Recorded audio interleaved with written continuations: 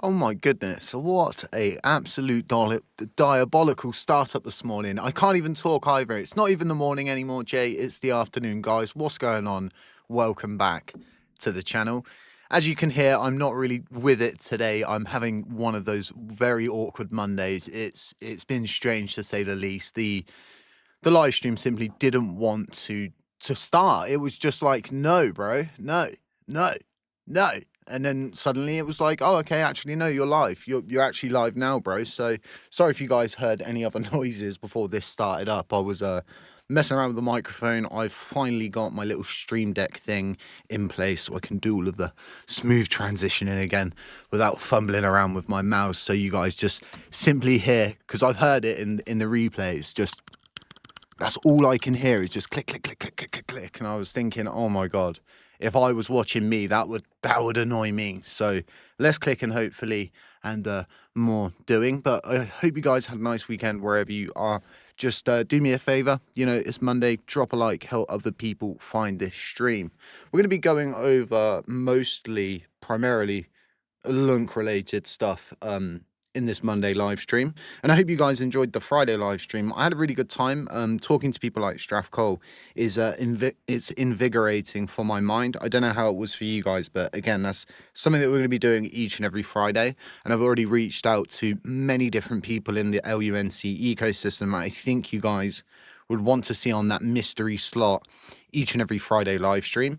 So I've already got 1 second, you guys. This is a package at the door. Perfect timing.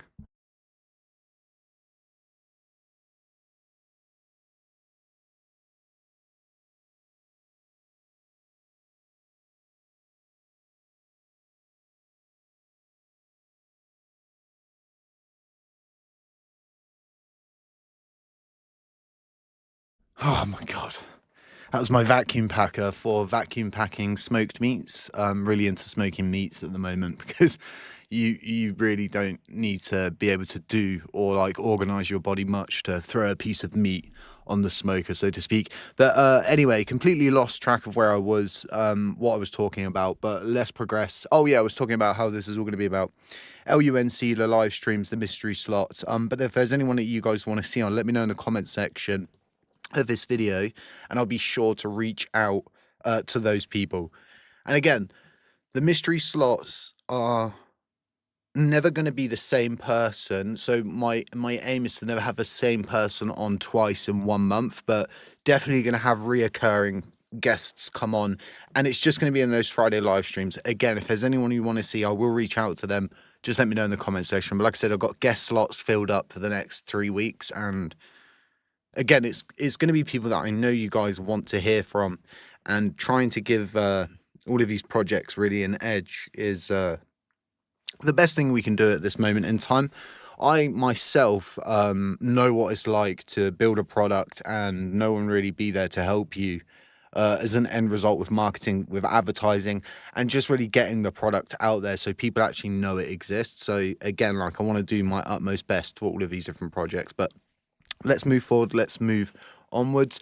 Let me know what you're sipping on. I have had a couple of coffees this morning already, but it was just normal, standard, single origin beans. It wasn't anything fancy. They did have like more chocolate notes in these coffee beans, but again, it was just pretty trash. But if you guys know any good coffee suppliers, let me know below. I had a few donations for coffee money, so I thought, definitely going to find some nice coffee to buy.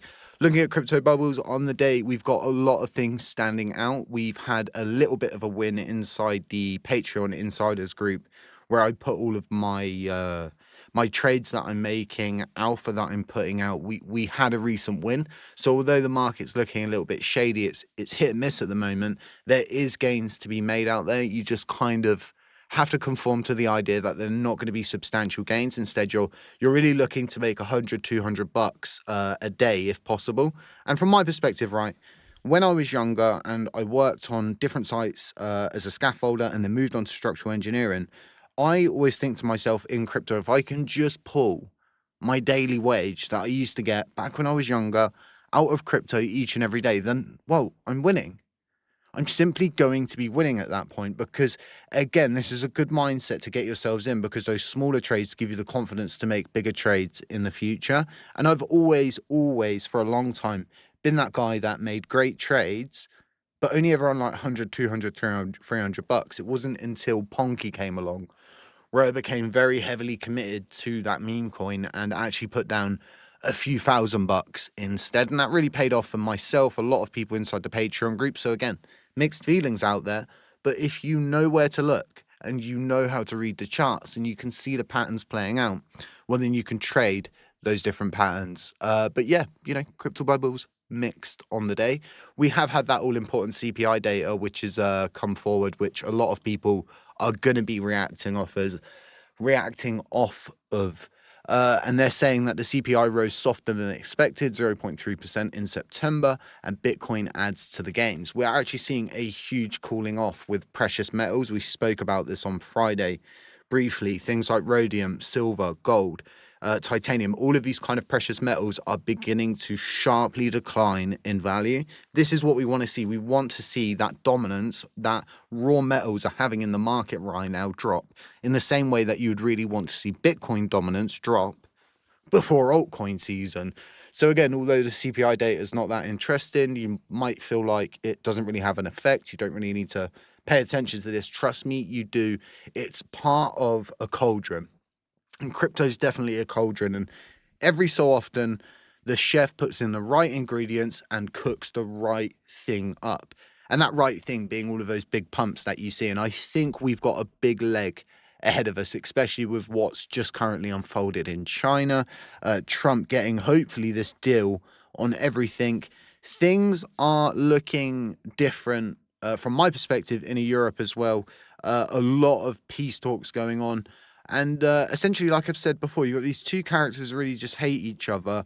But peace is an option. It is there. And it seems like they're ready to make peace. So we have to see how all of this pans out. Now, we're going to come away from all of this. I just wanted to give you guys a little broader update here. But I want to primarily just focus on Binance, Luna Classic, USTC, and really take you guys on a bit of a journey today. Because for a long time, right, it's the constant back and forth, isn't it? We can see it right now. 56% say that Binance have a secret plan for LUNC, and then around 44% of you are saying that no, they do not. Now, I myself always found myself in that category of that 56%, but now I find myself in that lower percentage of 44%. And I would say to everybody, no, Binance doesn't have a plan. And all of the evidence that is available after tons and tons of research, I have come to the conclusion that Binance doesn't own hardly any of that LUNC that is there readily available on their CEX. And I'm going to be breaking this down in tons of videos, but this is what this live stream is all about, taking you guys on this journey today and showing you what I found instead of listening to someone like, and again, you know, I'm going to be the guy, I'm going to point it out. The fact that people like believe Greenpeace is absolutely crazy. Now, that is like proper diabolical crazy because we've proven it here on the channel. We've had direct messages with Binance representatives saying that they know about this guy. They know exactly what he's doing and know he's not affiliated with them. We posted it on X, who've been for all of this, but it does surprise me how much support you can gain from simply running with the idea and concept that Binance has a secret plan and you're somehow this embedded agent, which is the mouthpiece between LUNC and Binance. This is all just a fairy tale.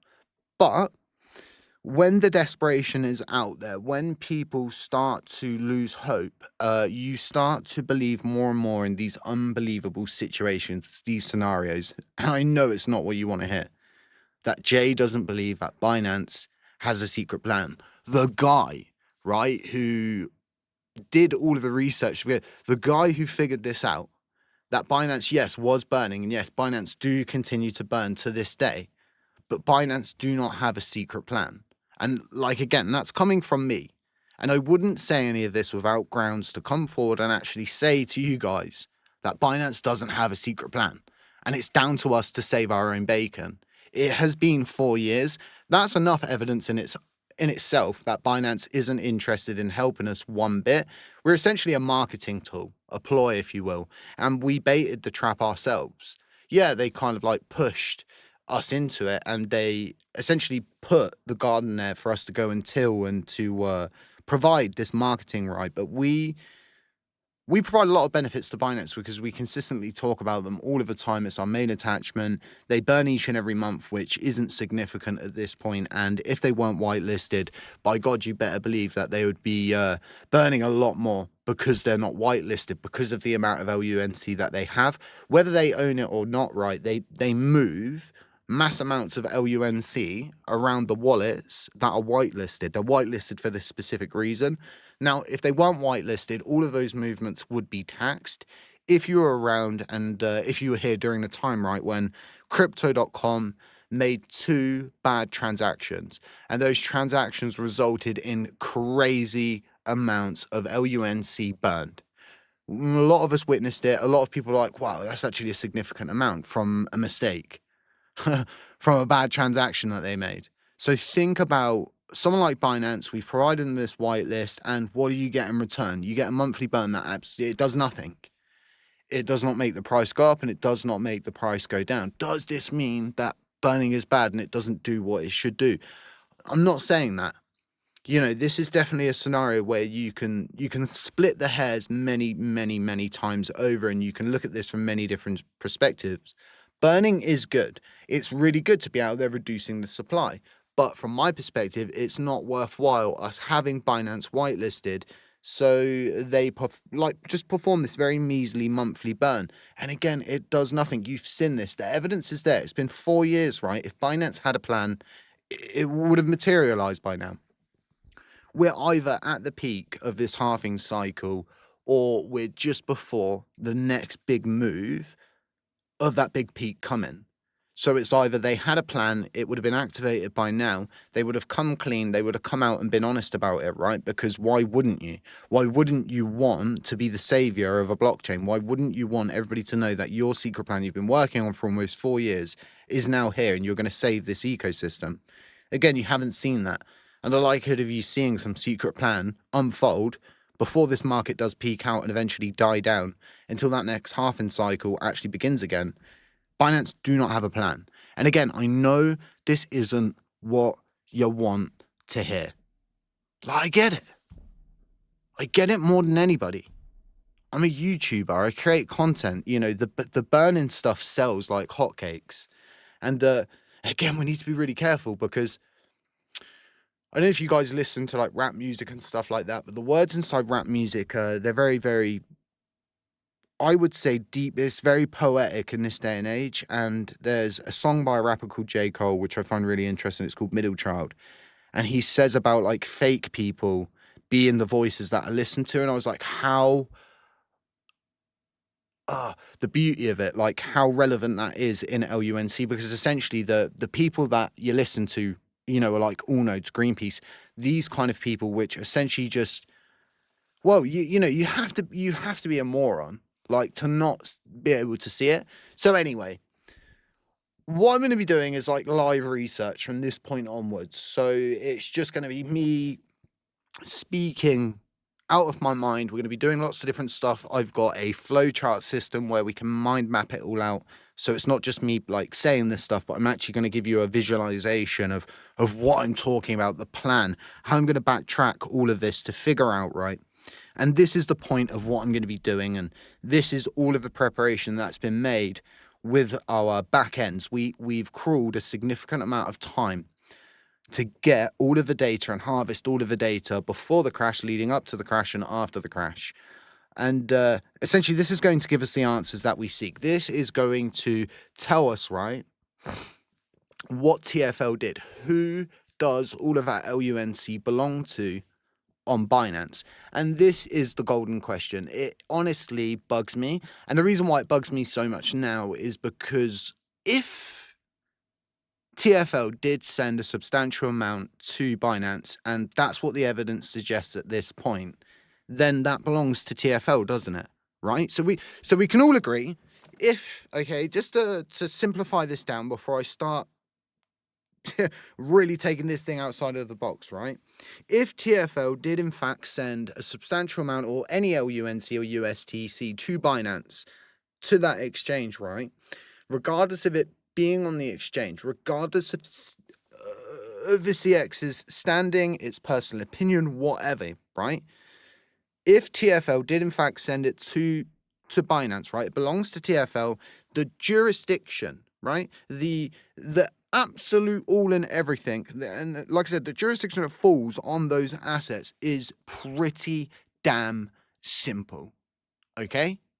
And bearing in mind, CZ has just been pardoned, right? So they understand court documents way better than any of us do. But we know from the final judgment that it was further ordered, adjudged, and decreed, okay? Listen carefully, and I know you've probably heard this a million times over, okay? That defendants or the liquidating trustee or other estate representative in the bankruptcy case shall be permitted to dispose of crypto assets within the bankruptcy's estate's possession or control, including crypto assets transferred to the bankruptcy estate's possession, custody, or control by defendant Quan, pursuant to the terms hereto other than UST Mirror, Luna, Wrap Luna, Anchor, KRTC, and Luna 2.0, which are Terraform crypto assets. Now, what we can say to ourselves is, are the assets in Trial Exhibit P301 part of the estate's possession or control? Yes, that's exactly why Trial Exhibit P301 in itself existed.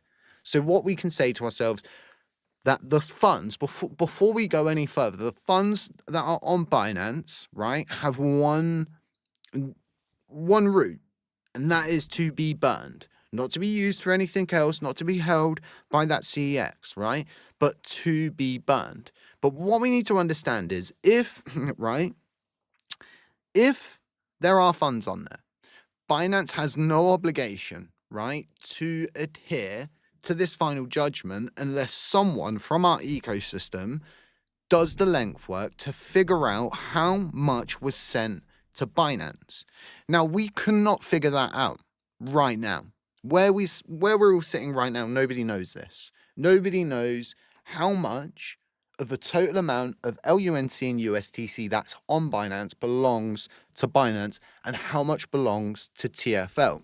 So what you would first want to do is rule out any kind of if, buts, and coconuts. Well, how do we know that there's going to be some funds on Binance? How do we know, Jay? Well, we know this because of Trial Exhibit P301. This is every wallet that belonged to TFL, okay? And inside this beautifully comprised list, you've got the Binance deposit wallet. Okay, so we can rule out straight away that Binance has some, right, amount of LUNC and USTC that belonged to TFL. And right now, we do not know how much it is.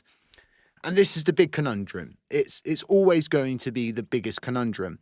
And for those of you who do understand, big thumbs up, really good for you. It's great that you're able to really look at these things and understand it straight away. But other people might not get it as quick as you.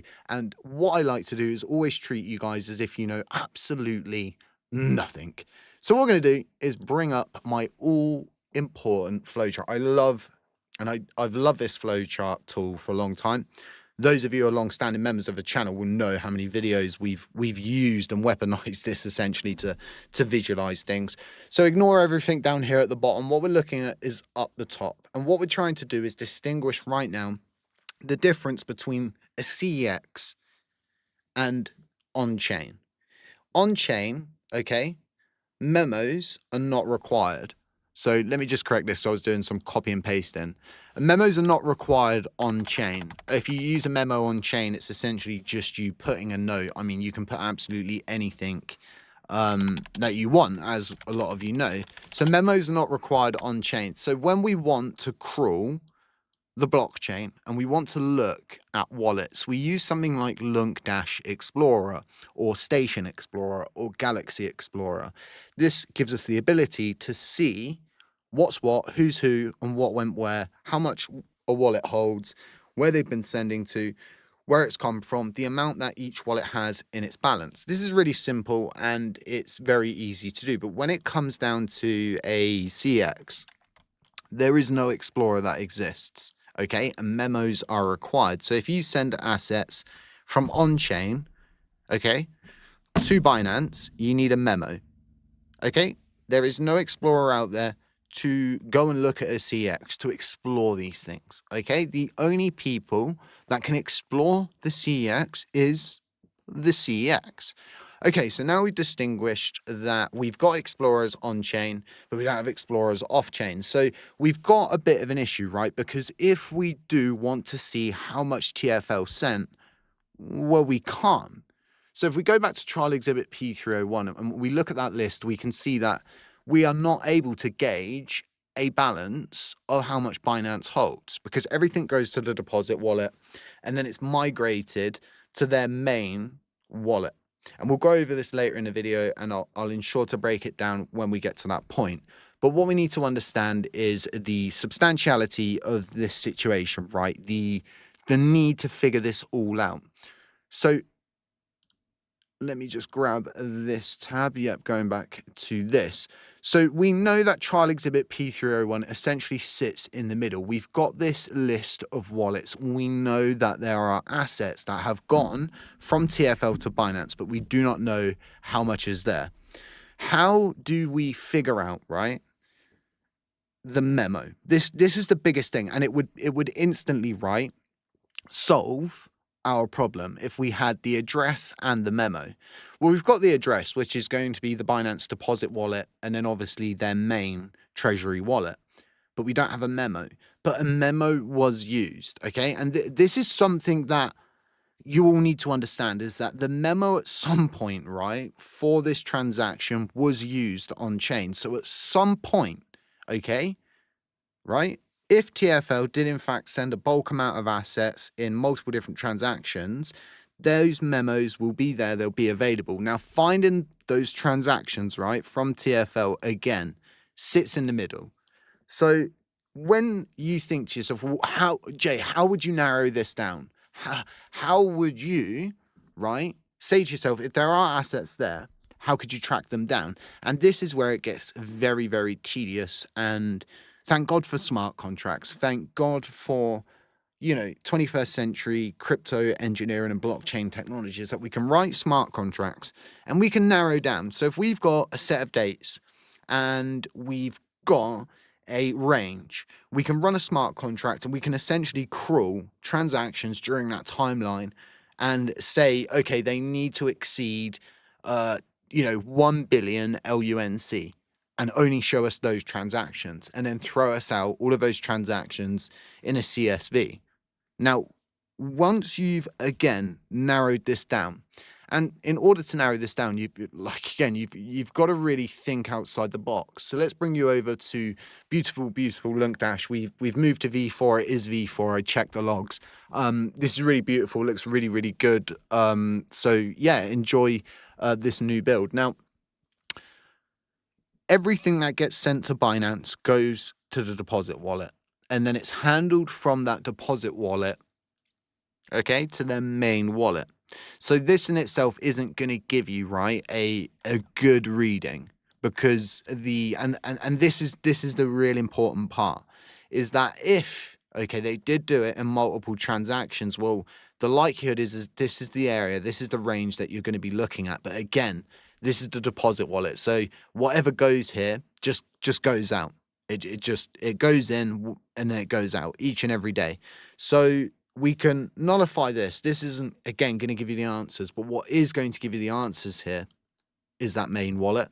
So if we go over to Balance Explorer, again on Lunk Dash, using all of our nifty little tools, we can zoom in and we can take ourselves right up to the crash. So the crash in itself, flicking over, was on May 9th. Okay, so we've got the date of the crash. And this is very, very important, because again, this is going to give you the ability to narrow down your search area. And the search area is going to be like searching the North Pacific, the biggest ocean out there. This is the same. You're trying to find a a very small needle in a stack of very similar sized needles at this point.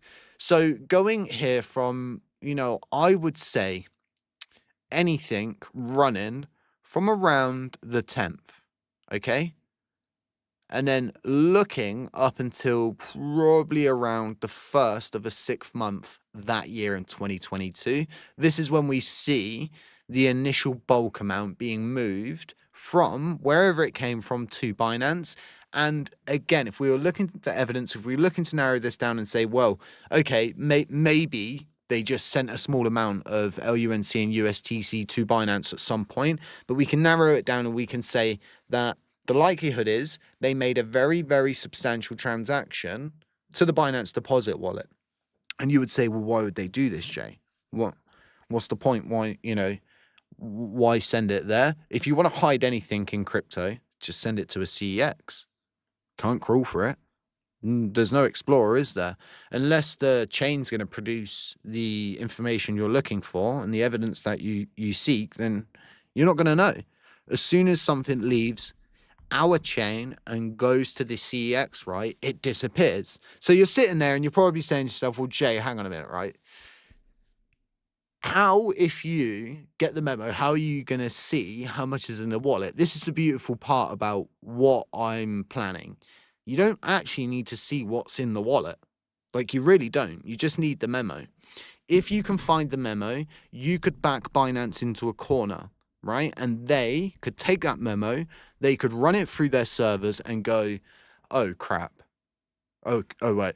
Oh, actually, there is a substantial amount in this wallet. If you back them into a corner in the same way you backed them into the corner to get them to burn, to get them to conform to what they're saying they were going to do, right? When all of the CXs were like, we're going to burn. None of them did it, but Binance eventually conformed with enough pressure. With enough pressure and the memo being that evidence, you could get an answer out of Binance. And if it turns out that there's, a couple 100 million, okay? And this would be a scenario where what was sent there was sent way before the crash, before the price inflated, before the price crashed and the supply inflated.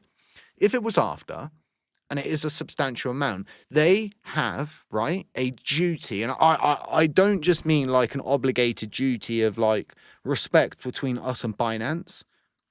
This is law, right?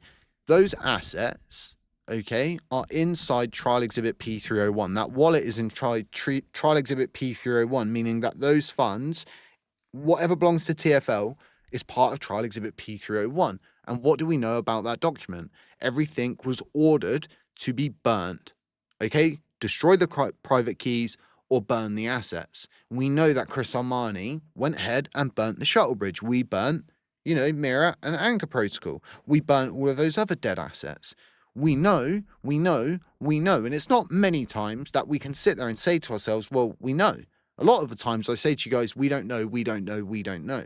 But if we can find that memo, and again, this is the range, let me zoom in. This is the range you're looking at, guys, between point here and point here.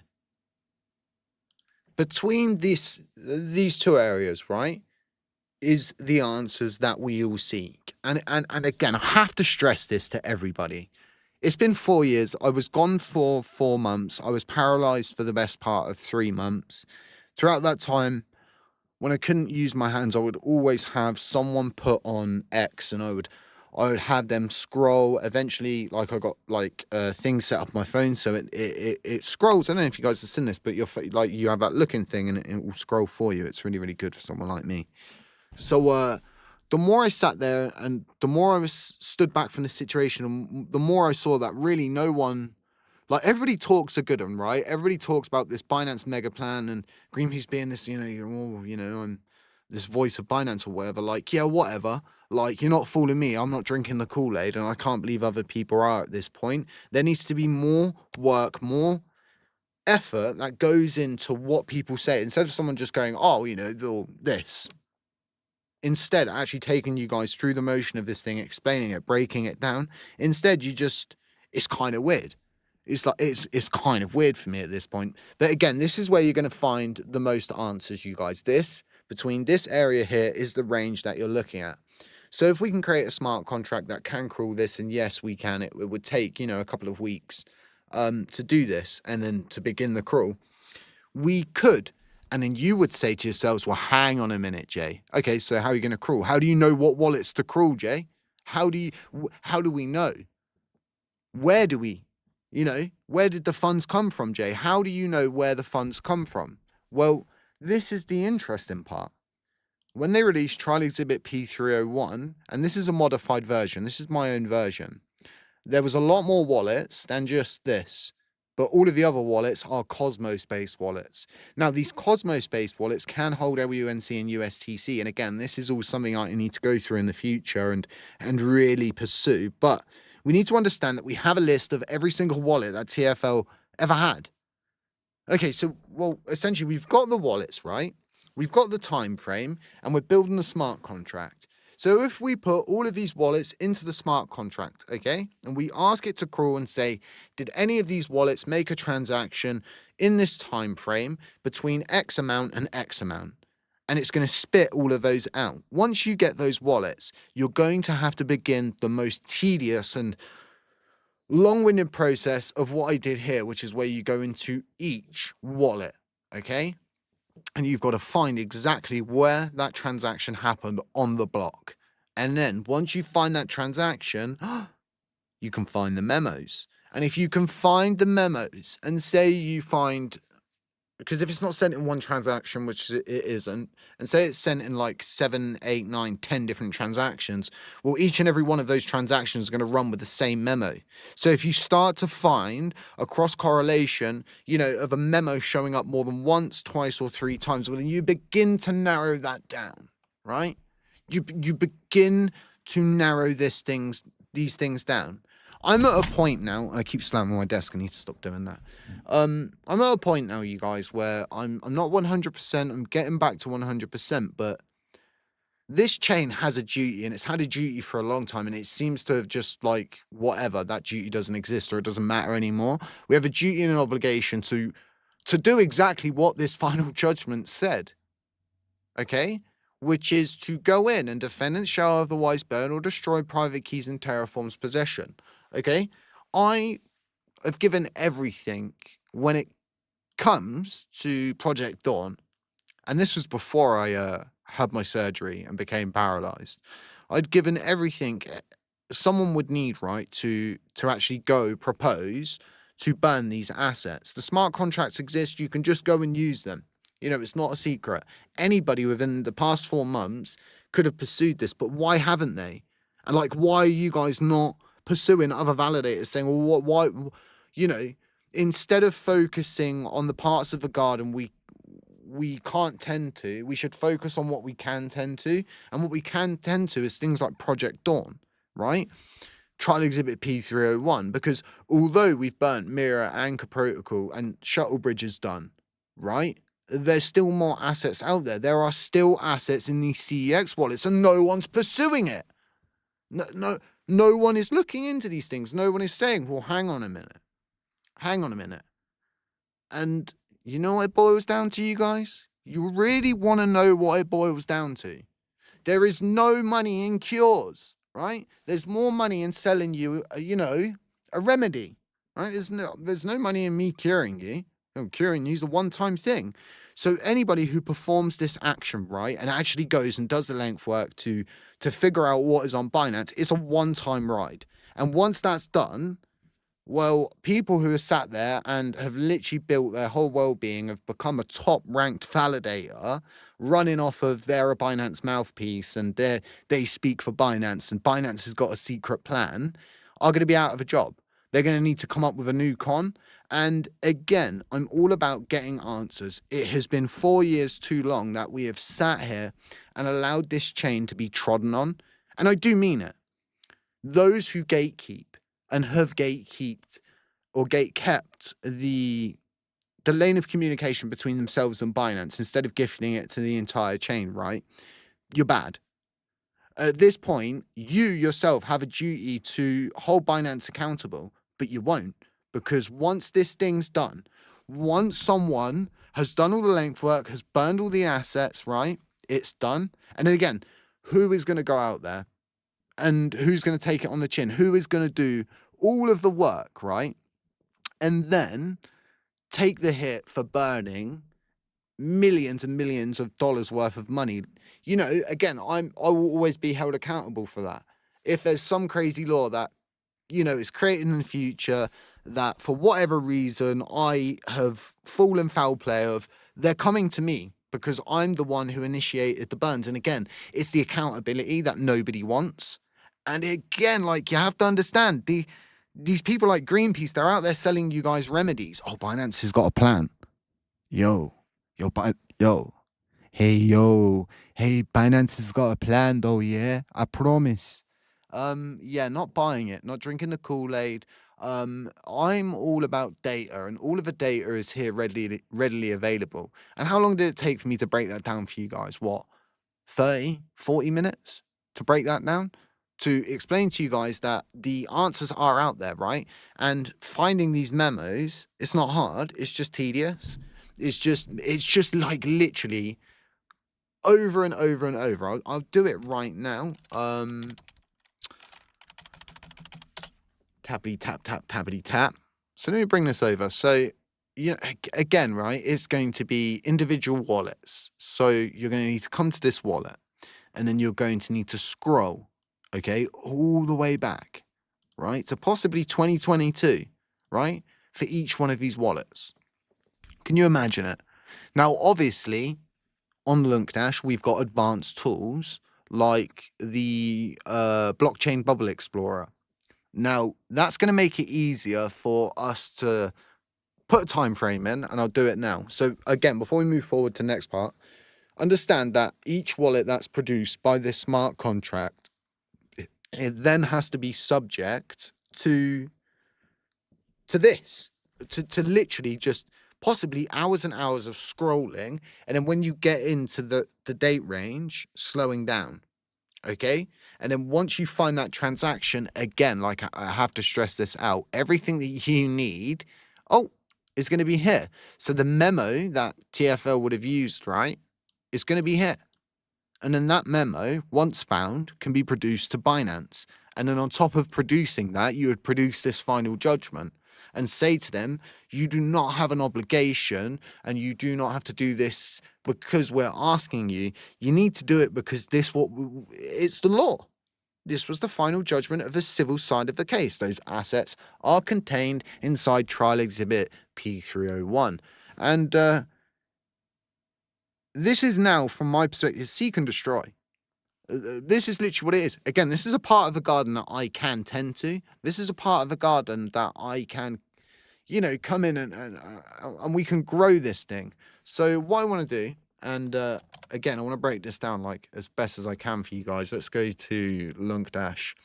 And what you would want to do in this situation is use is it here? Oh my Lord, I think I'm on an experimental build. Hang on, you guys. Here we go, money flow. You're going to want to use a tool like money flow. Now, the reason why this is good, again, like I can select a date range. So the date range, as we've said, flicking back to the balance and then saying to ourselves, okay, well, we'll go from the 4th of 2022. So let's flick that in quickly. 4th. 2021, 2022. Do you guys ever do your date of birth thing when you're filling something out and you like scrolling back more and more years? I'm like, oh my God, Jesus. Right. So we're going to go from, we'll go from April 28th, and then we're going to run that through just to be safe as well. What I'm going to do is I'm going to run it to this range. So, you know, the end of the 6th month, let's say. It needs to go that way. So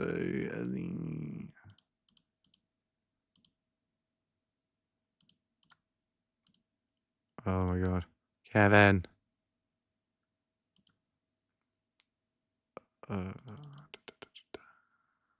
So then I'm just gonna run it to there. One more there. Thank you. So now you've got that date range in, you can search on money flow, right? And this is going to take maybe like I wouldn't say 5 minutes. It's going to take a couple of minutes. So we'll just let this crawl. I'm going to sip my drink. I don't want to have to narrate everything I'm doing. I need to get a camera so badly. I keep putting it off. It's not I keep putting it off. I've just been busy. It's not easy being in I need to be careful what I call myself, degrade myself too much. It's not easy not having control of parts of your body at certain times. Now, this is a very, very big wallet that I'm crawling, and I'm doing this for a very specific reason, so we get a good loadout of what we're looking at. And this is going to produce everything in a bubble format. If you want to look into a bubble, we can double click a bubble. We can look at how much was sent there. The date ranges are obviously going to be, again, specific to what we're looking at. So this is then going to be a tool that you're going to use alongside that chain explorer. And I have to stress that this is a very unique tool, only exists on Lunkdash for our chain if this is what you're into. Now we've got the date ranges in, and we can essentially write, once we've found a wallet, and this is a much easier way to do it, although again it can be arduous for you to locate individual independent wallets. And I say this because, again, I can blow out. If I want to see what that wallet was connected to, I just double click on it and it tells me, oh, okay, you're connected to this wallet. You've got a balance of 0. So it's going to be these advanced tools that we utilize to effectively not just narrow it down, but like actually find this memo. And once I find it, it's not going to be on me at that point, because all I can do is I can find this memo. That's it. And I can suggest on X that Binance take that memo and do what we've explained in this live stream. That's all I can do. At that point, it's down to the community. It's down to the validators. It's down to those who call themselves a Lunk community member to really push this thing. And as much as people sit there and like, oh, well, it's rude. Why is it rude? Why is it rude to ask a CEX, right, that holds the majority of the supply for our ecosystem? Why is it rude for us to ask for answers? It's not. Like, we are owed these answers. But again, we've got to do the length work. We have got to do the work to produce the memo to give to them. And once that happens, and I can't stress this enough, if this all happens, right, what's on the table here, you guys? Can anybody tell me what's on the table here? Because this isn't a small amount that we could be talking about, is it? Well, no, of course it's not. You know, we're talking about, right, at this moment in time, okay, right now, right, as that has fluctuated up and down, up and down, up and down, right? What's on the table? Can anybody tell me? So I'm waiting for someone to say in the comments. I'm not going to say it. I'm going to wait for someone to say in the comments what's on the table. Because it's not a small thing. Yeah, again, looking at that poll, look, does Binance have a secret plan? 60% say yes. And I wonder what it's based off of. Like, that's what really, I would say, like, it's, you know, what's it based off of? Just hearsay? The fact that they burn every month? Like, what? You know, to be quite honest, if I was Binance, I would know. They would know. There's a possibility that they know, right? And it's far more beneficial for them to keep those assets on their CEX than it is to send them to burn, right? It's far more beneficial. And again, this keeps us as a community and as a blockchain just chasing our tail around, right? Just chasing ourselves around. So no one's actually said in the comment section, you bunch of boring people. It's 1.782 trillion. You know, this is substantial. You know, and it's pushed all of the way up, right, to like, I think it's sometimes like 3 trillion nearly. But we need to understand it's never dropped below 1.5 trillion. Why? Why? Why? Why? Why is it not dropped below this point? Why are these people not delegating? Why are they not selling their LUNC? I mean, these have got to be some of the most stone cold holders you've ever met. And essentially, they would be whale holders, right? I mean, think about it. It's not like we are an overpopular coin. It's not like there's a great reason to hold, is there? Have you ever noticed that the delegations never drop below a certain amount, regardless of price fluctuations? Why? Why is because those people are there. They are delegated, right? They are locked in. Well, people on Binance aren't locked in, right? It's easy for them to just go, oh, I'm out of this. You know, why would you just hold all the way from May 2022 to now and not sell a grain? Like, it doesn't belong to Binance. It doesn't belong to holders. I truly believe, and the reason why I believe this is because of all of the evidence we've gone through. But one key piece of evidence outside of everything that we've spoken about here was the voting. Now, if you were here in May 2022, you might know what I'm going to talk about now. If you weren't here during May 2022, listen up. When they, and I say they, when Do Kwon and TFL suggested that they fork the chain and create Luna 2.0, they put a vote and that vote was rejected. And it wasn't like close, okay? It was rejected hard.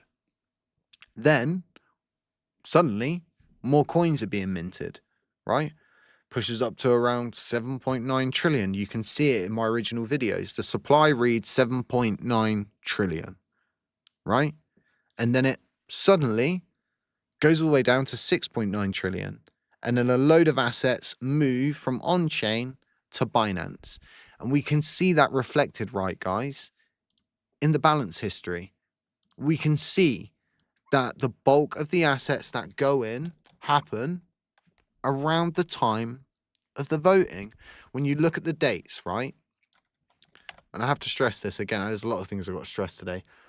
But if you correlate the dates, and I'll get it up, I'm working on it with all of the tabs that I've got running. If you cross-correlate the dates, okay, of when Binance receives its first big amount, it's essentially after the voting's done and dusted.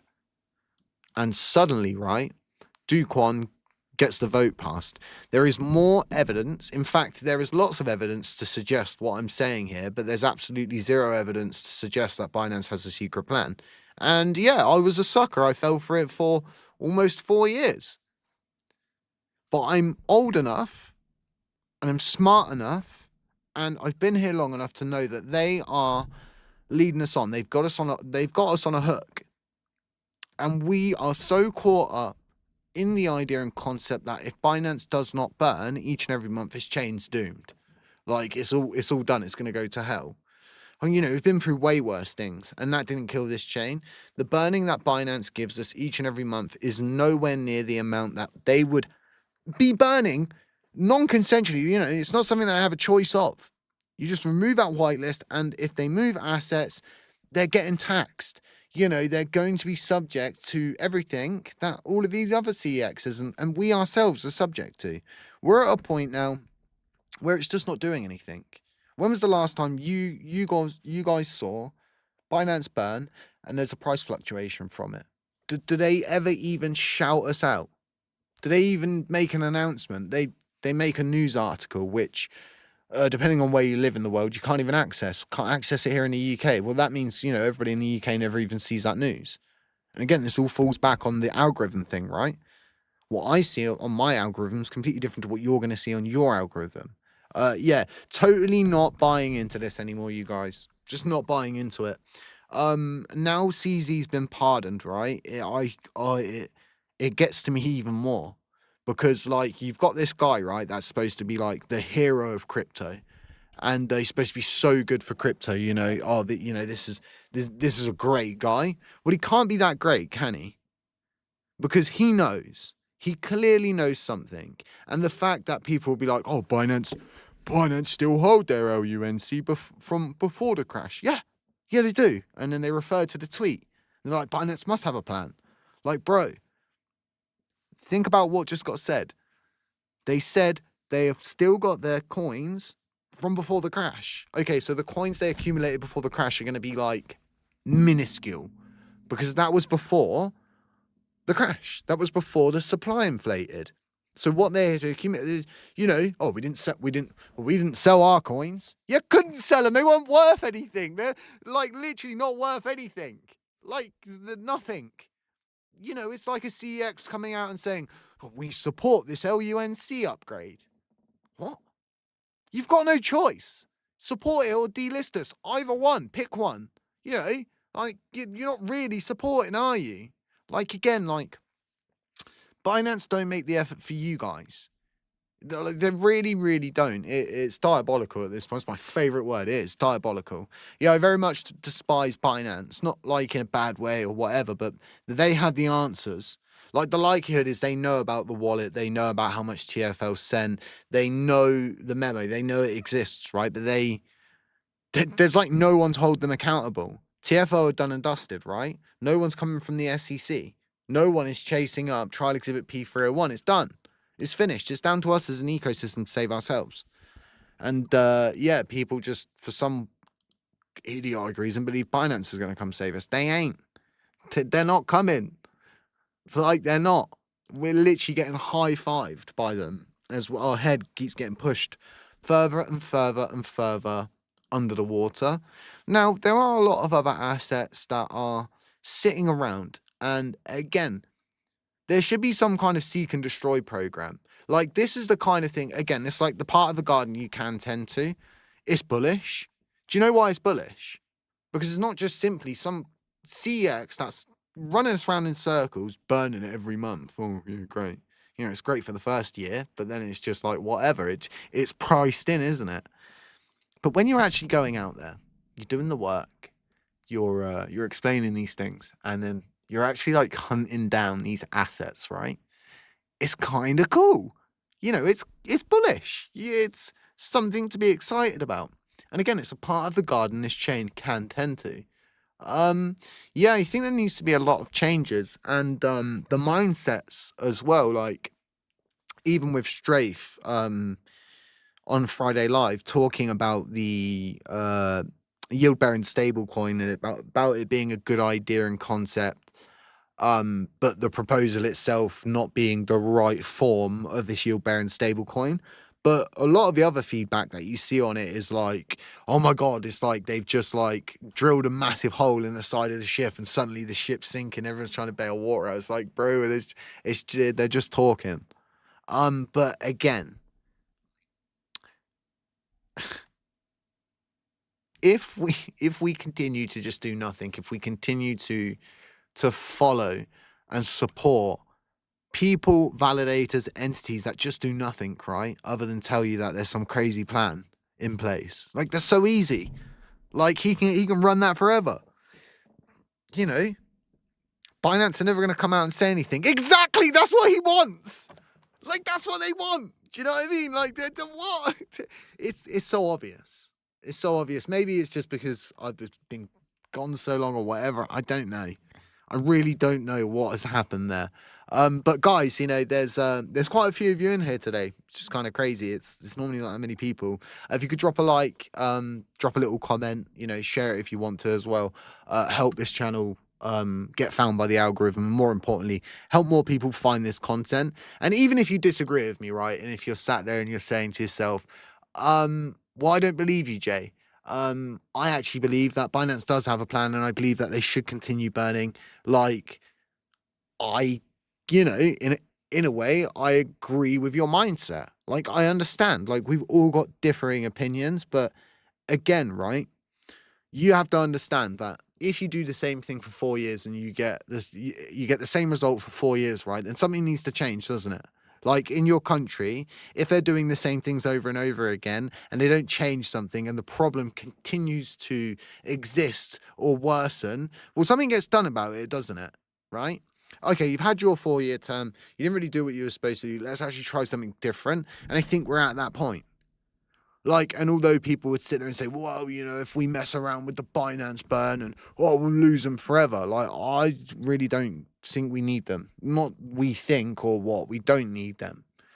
We've always stood on our own 2 legs as an ecosystem, and that's just the truth. That is the The real nitty gritty of a situation is this chain exists because it exists, because it has validators, right? That validate to get money out of the ecosystem. Essentially, greed drives Lunar Classic. And as long as there is money to get out of this blockchain, validators will exist here. And they will exist until every last drop is squeezed out of it. Now, if, right, everybody starts to tend to the communal garden and tries to do the bits that we can do, for example, like a yield-bearing stablecoin, like a seek and destroy program, some kind of bounty program, instead of focusing on upgrades and trying to change a chain that is essentially a really, really good piece of technology. You know, you can do everything.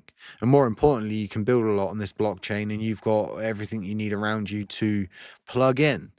You know, it is there, it's available. It just, for some reason, this chain, well, not for some reason, this chain has a stigma around it.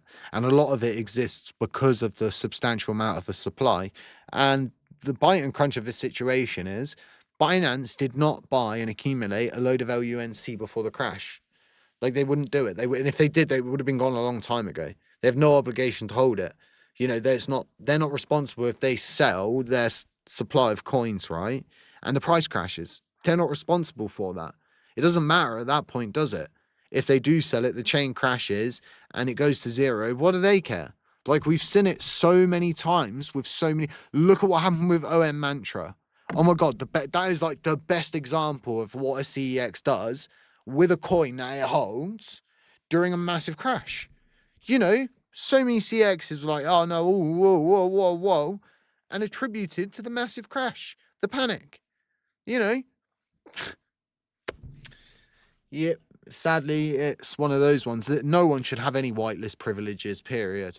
It's like, and again, like if you gave it to Binance, then like it should be used as a marketing tool for like anybody who builds something that supports the chain.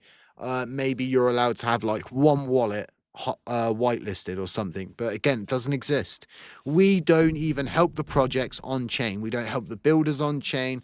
We do absolutely nothing to market ourselves, and we're just sat there waiting for Binance to come save us. They ain't coming. They are not coming, and these funds likely belong to TFL, and still do belong to TFL.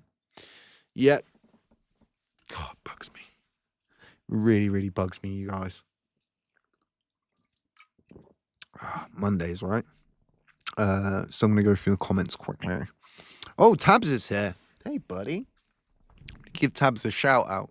During the whole time when I was paralyzed, Tabs held it down. I'd given him clear message to just say to people I would be back. I didn't want a sympathy vote from everybody. So a big shout out to the main moderator, to Briz Ahmed. What a guy. He says, hey everyone, hope you have a great day. Hot that like. Yes, hot the like. And subscribe button. I like it. Will Lunk reach a penny ever? Not if people keep supporting the Binance will come and save us thesis and delegating with validators that do absolutely nothing. Absolutely nothing for our ecosystem. And if we do not seek and destroy all of the assets that belong to TFL that remain, then, you know, likelihood no. If someone like Redline can get a yield-bearing stable coin off of the ground, yeah, the likelihood is we would probably go to a penny quite quick, because something that Strafe glossed over, which I disagree with him on, is the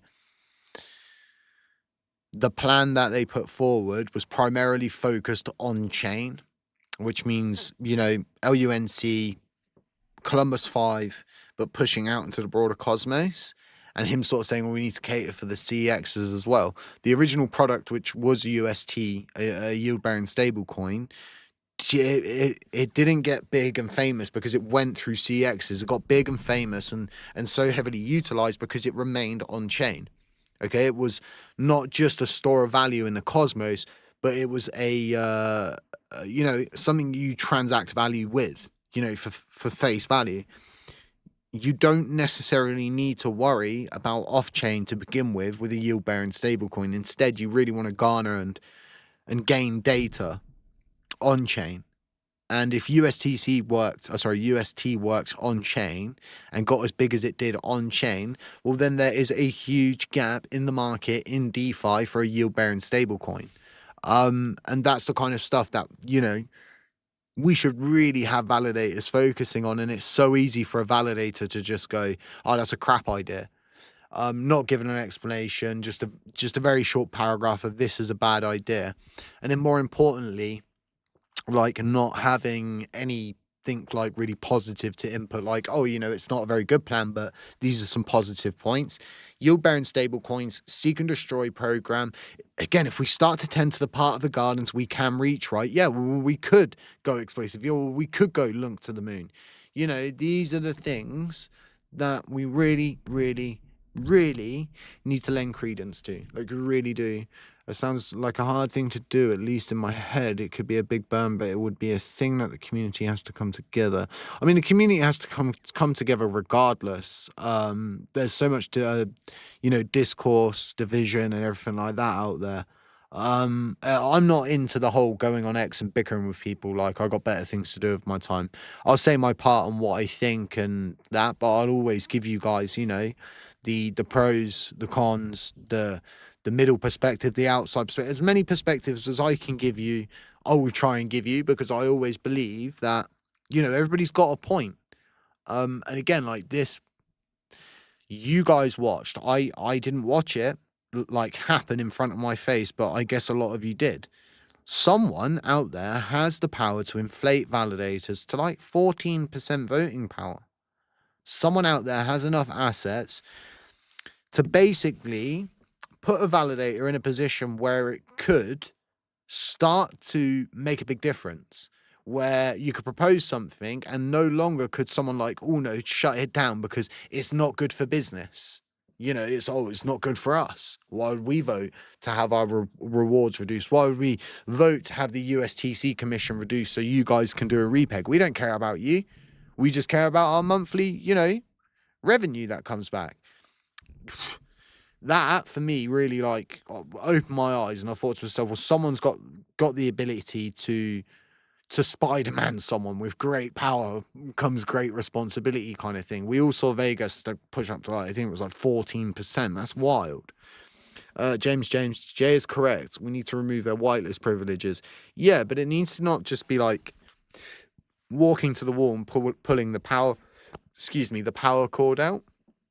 Instead, this actually needs to be done in an organized effort where communication is made between the chain and Binance, and we explain to them that, this isn't working for us.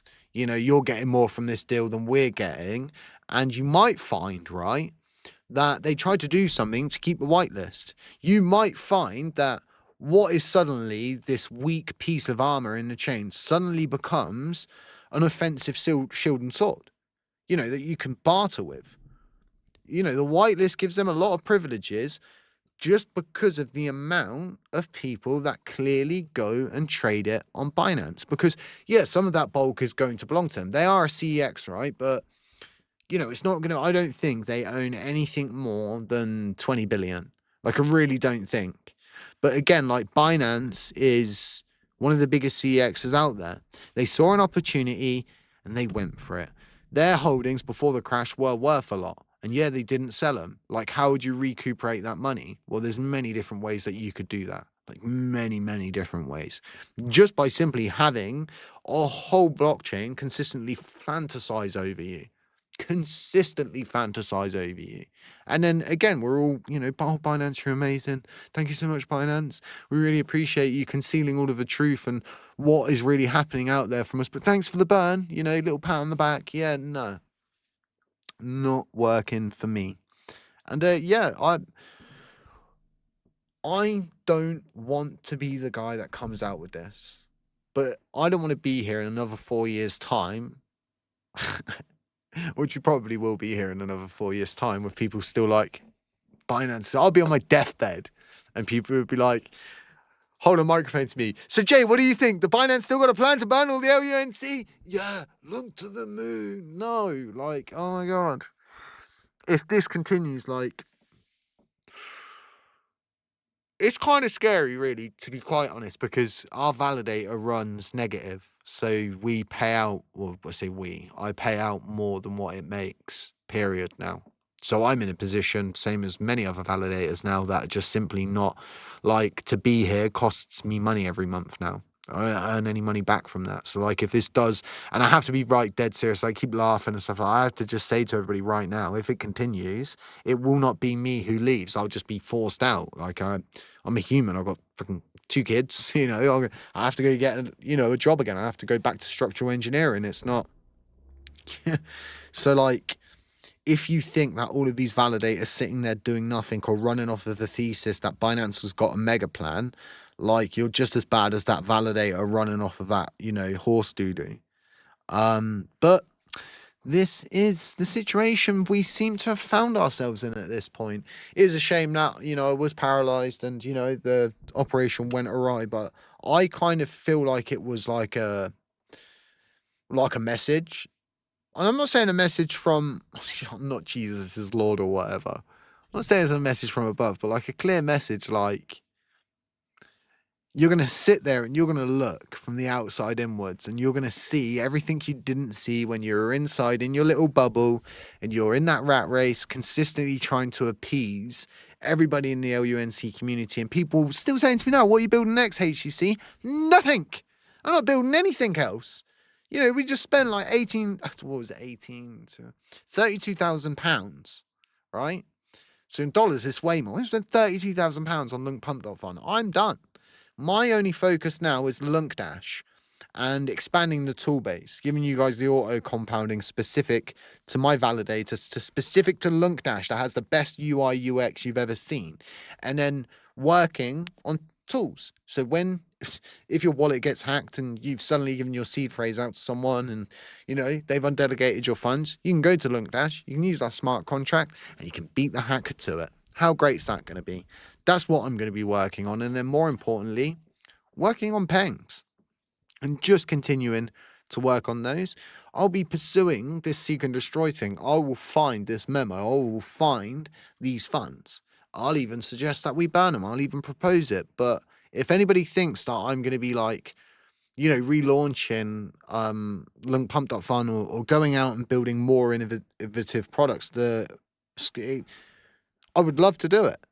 But the community, the support, it just doesn't exist. And we need to understand, right? No validator out there will ever go out and market another validator. It's, again, you guys need to understand that, like, the chain is like Burger King, right? And every other validator is a different fast food brand. And each one of them own a small portion of Burger King, right? So each one of them does not have Burger King's best interests in heart, do they? No, of course not. It's all about siphoning from Burger King, making Burger King look bad. So, yeah, do what you want with all of this information, you guys. Let it upset you. If it's upset you, I am sorry. But this is just the way the cookie crumbles, as Bruce Almighty would say. I'm sure that is from Bruce Almighty. Is that from Bruce Almighty? Is it? Yes, that's the way the cookie crumbles. Oh my God, Bruce Almighty can't make films like that anymore. It's kind of like is it Tropic Thunder? Yeah, you can't make a film like that anymore. Guys, 30 likes. If you could drop down some likes, I'd really, really, really appreciate it. That's all we ask for you guys on the channel. So shout out to everybody in the Patreon Discord that got in on those recent moves that we made. That was pretty good. I made like $900. And like I was saying, you guys, let's go over to TradingView. If you can look at something, right, and you can begin to see that there's a pattern playing out, for example, a lot of people will just go, okay, that's cool. Like, you figured that out. That's really cool. And then the same person will come up to me, or they'll message me and say, I want to become a day trader. I'm like, well, it's pretty easy. Find a pattern and trade it. And they're like, but how? But how? I'm like, find a pattern and trade it. Like, it's that simple. And in this instance, right, you've got a pretty obvious pattern playing out here. And this is, again, one of the alphas that we dropped in the Discord group. So all of these guys have already bought in. They've already made their gains. A lot of them have moved off to another coin now with the gains that they made. But because this pattern is playing out, and this is just a swing low back up into that area, which is this pattern, right? This was just you know, like a pre-workout. Like it was just a pre-workout. My re-entry into this is going to be probably when it holds in this area. Or if it does hold, come on, do an arrow. If it does hold in this area, for example, I'm going to trade this. And that means I'm going to accumulate low, like I just showed you guys. I'm going to sell high. But what I'm going to aim to do is not just go, okay, I'm going to buy here. I'm going to buy in this area and I'm going to sell up here. What I'm going to do is I'm going to go, you know, 50% here at this area of my entire investment. Okay. And then I'm going to go 50% of what remains here. And then whatever is left at this point, just 100% all out. And this is pretty much the easiest way to trade a pattern. Do not get greedy. Until you've got a lot of experience and you've seen, you know, how things can move up, how they can move down. You know, this is where the money exists in crypto. This is something that is completely just, you know, buy my trading indicator. Like whatever. You don't need a trading indicator to figure out there's a pattern playing out here. Exactly the same as what we showed prior on Ponky. You know, very similar pattern playing out. So the perspective right now in the market, especially because gold and silver and everything like that is cooling off, you guys, I think we're in a very, very positive position. Look at gold, look at silver. These are day candles, by the way, you guys, not on an hourly chart. I know that you know, some of you do listen to these. You don't always watch, but we're looking at trading view on the day view. God, what a sentence that was. And we are seeing a big come down in precious metals. And this is really good because BTC and the overall crypto total market cap, it's not dumping with it. Again, I have to stress that. Look, as you're watching, it's pulling down, and it is pulling down fast. Gold hasn't, I don't think gold's ever moved that exponentially in its entire existence that fast, that sharply. And I mean, it's all on the back of this instability, these wars, right? Because the majority of everything that is stable during times like that is precious metals. And then stuff like rhodium, titanium, silver, they are metals that are used regularly, right? In space exploration, in computers, in super chips, all of these different things, right? Whereas gold, yes, it is used in all of those different things, but not as heavily. So gold has always been more of a store of value. But like, again, if gold was to start coming down on its own, well, we kind of say, not too sure. But the fact that all of the precious metals are coming down at the same time right now tells us that something bigger is cooking in this market. And all of those gains that are made are going to go somewhere. And even if it all goes into Bitcoin, it's eventually going to flow out and trickle into altcoins, into Ethereum, into Solana. A lot of the times BTC for a lot of these new people getting into crypto is the gateway drug. I can probably say for a lot of you, Shiba Inu was your gateway drug into crypto. I'm going to do, because this poll's been up for a while. So it's 56% says yes, 44% no. Amending that poll there. I want to know how many of you got into crypto because of SHIB. I really want to know. Okay, it's a gateway crypto, isn't it? From my perspective, was your first crypto purchase? SHIB. I want to know. Mine was SHIB, but only a very, very small amount. I had a very, very, very small amount of SHIB. And I mean like $200 because some guy who was, I don't know, in one of our HQ offices was like saying how it's going to go to the moon.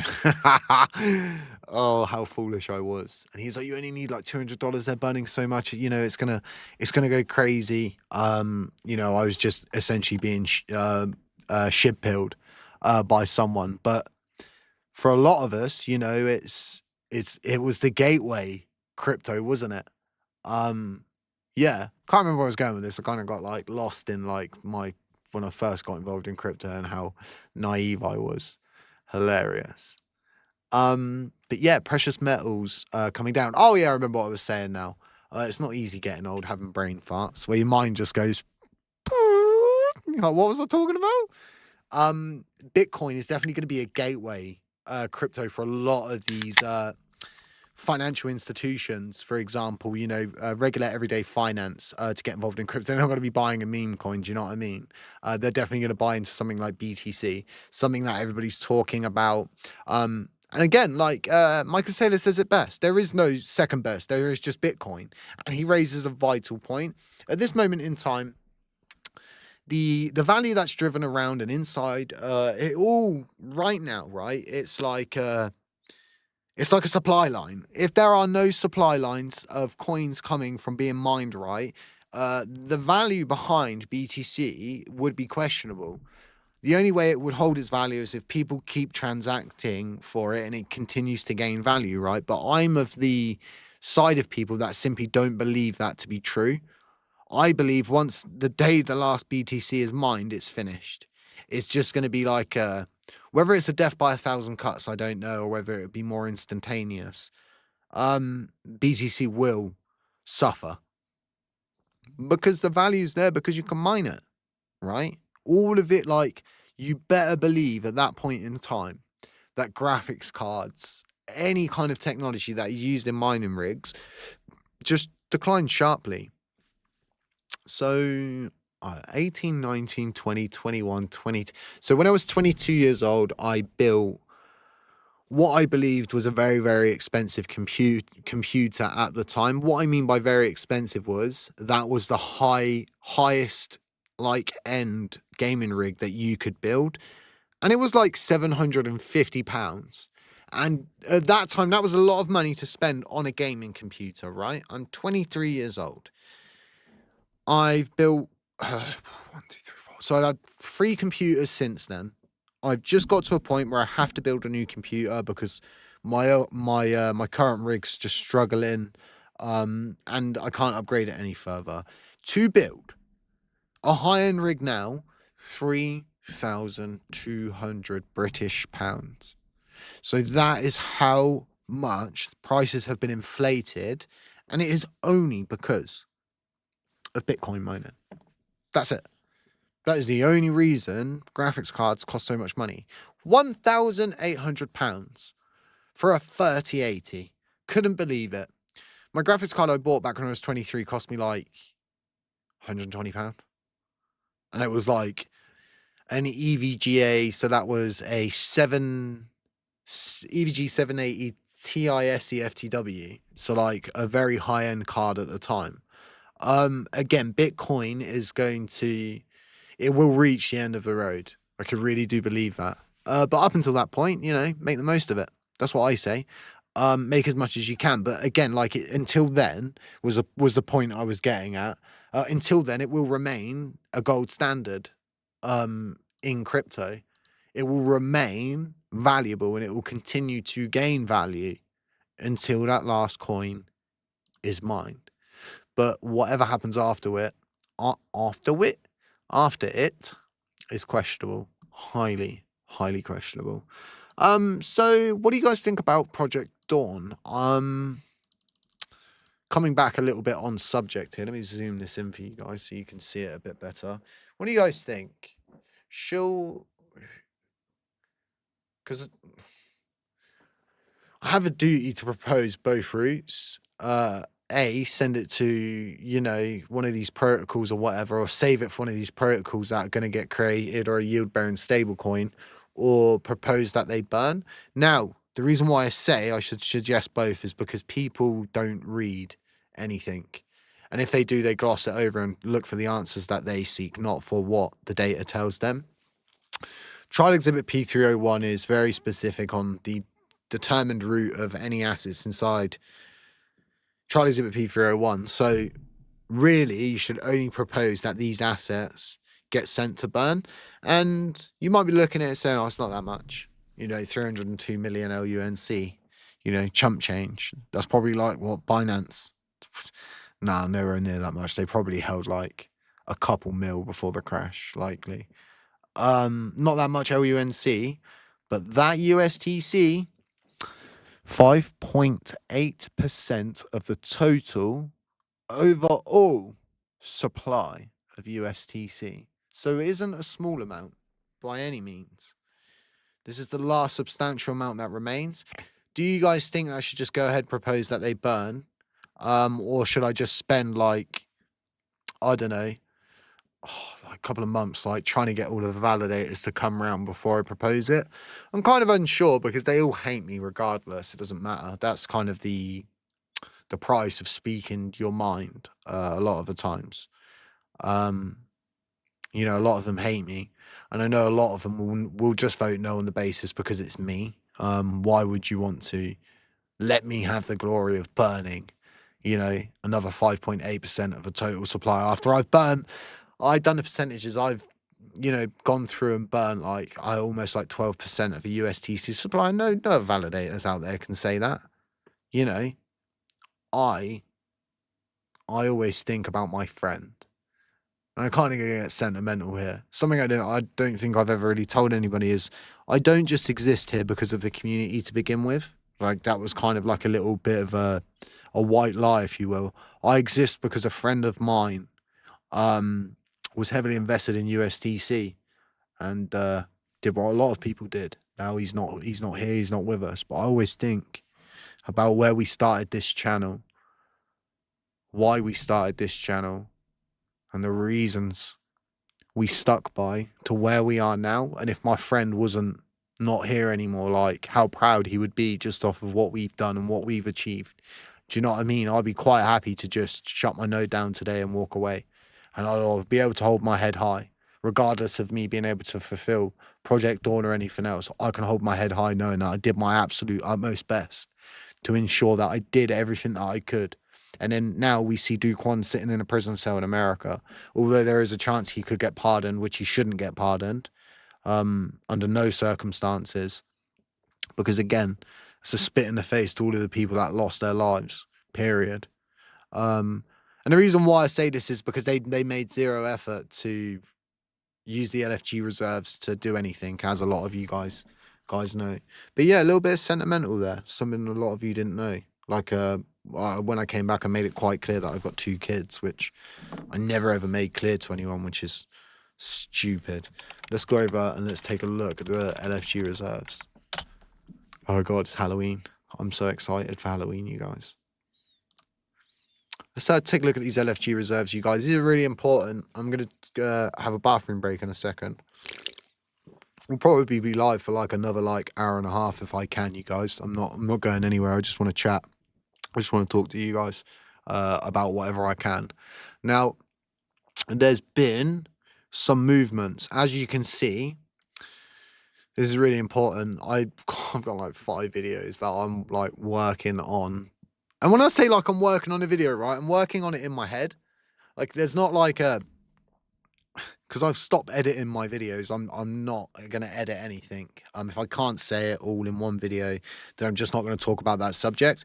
But a lot of the times I'm like working these things out in my head of like making sure I cover all the points, getting all of the necessary information up. It's not easy to create one video. Normally it takes like 2-3 days to prep the evidence and get it in your head and everything and break it down. Now, the LFG reserve has made some movements recently, and this is very, very, very important. I need everybody to understand the importance of why this is so important. Okay? They essentially emptied the remaining, and when I say this, like there was like chump change. There was chump change BNB, there was chump change USDC, there was chump change Luna, USTC, and even some chump change AVAX. So there were readouts here. Someone has gone in and someone has moved it all. I need to track them. AVAX is very easy to track. UST, easy to track. Luna, easy to track. BNB and USDC are very hard to track. Now, again, this is chump change that has moved. So you're like, whoa, why is he so excited? Why is this so important?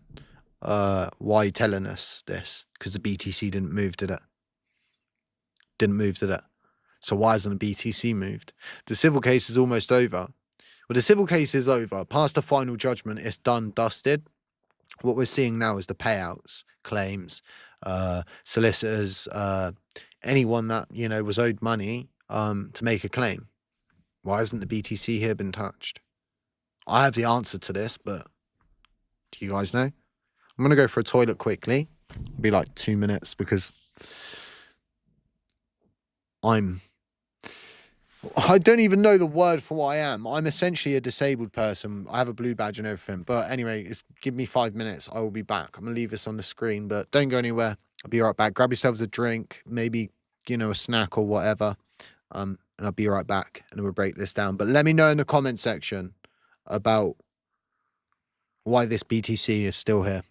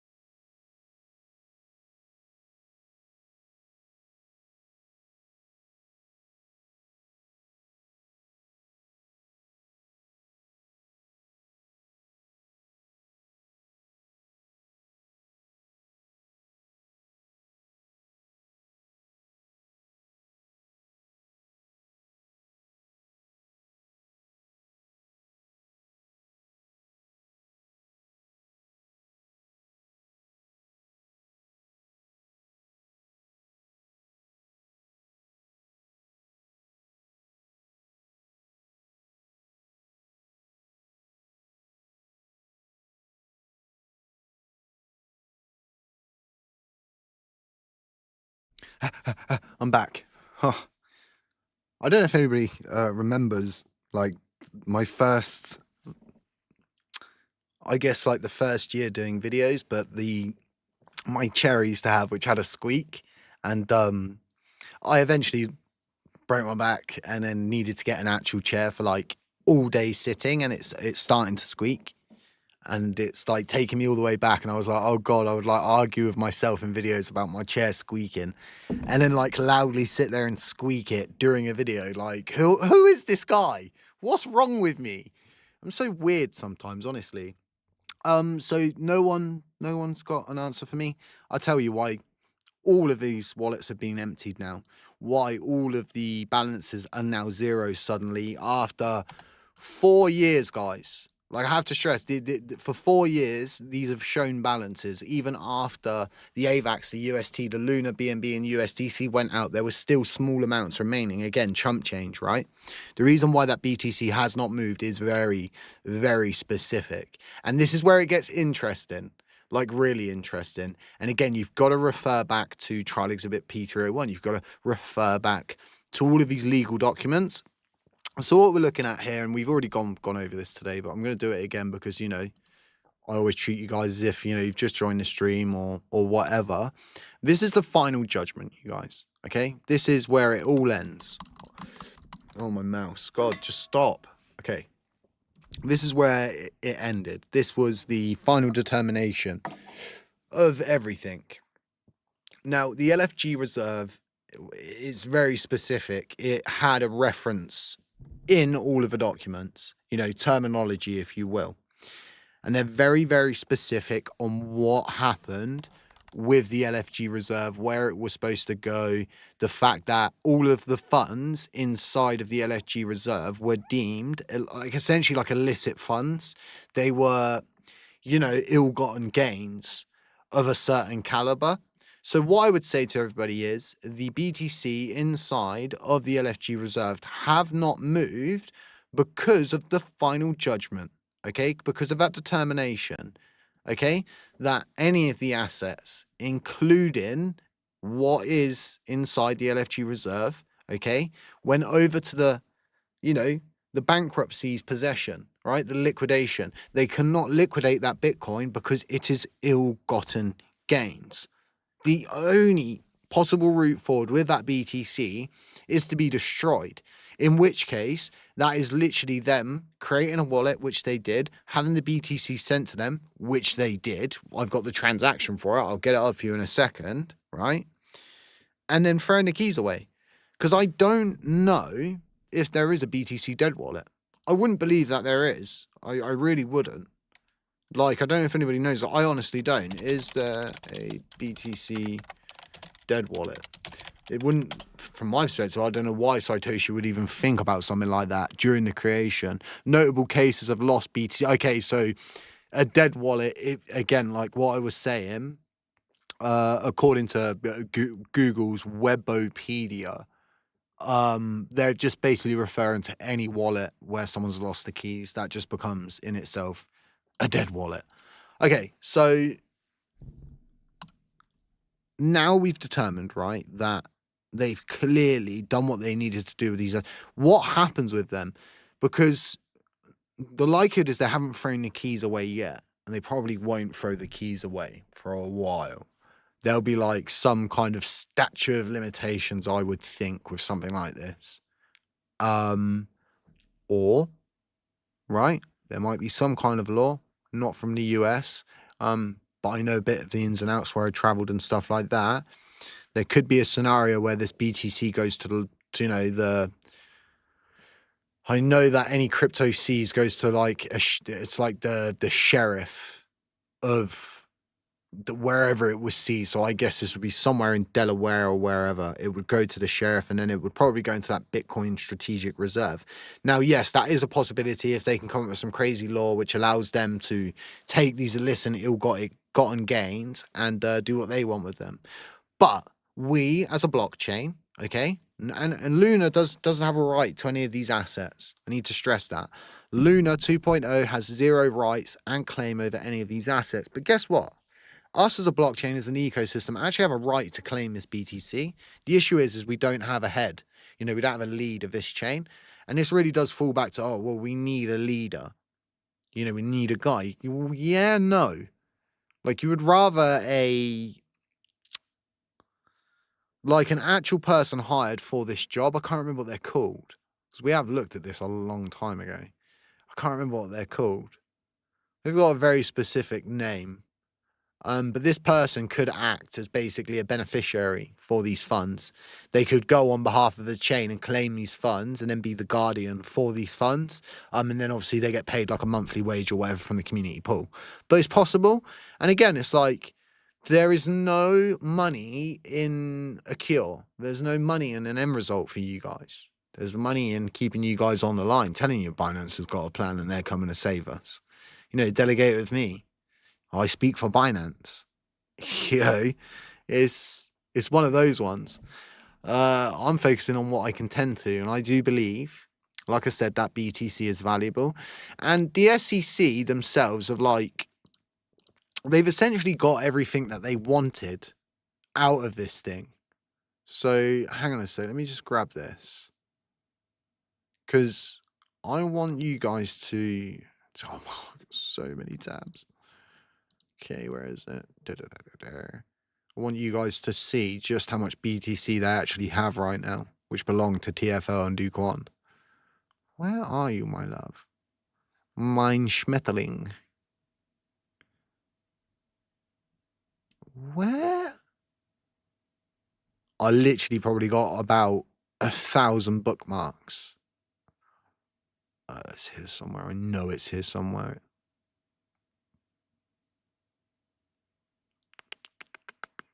TFL dockets. A minted lamb stew recipe in there. Oh my god. It is winter. Well, it's coming into winter anyway. You guys like lamb stew? It's one of my favorite things during the winter.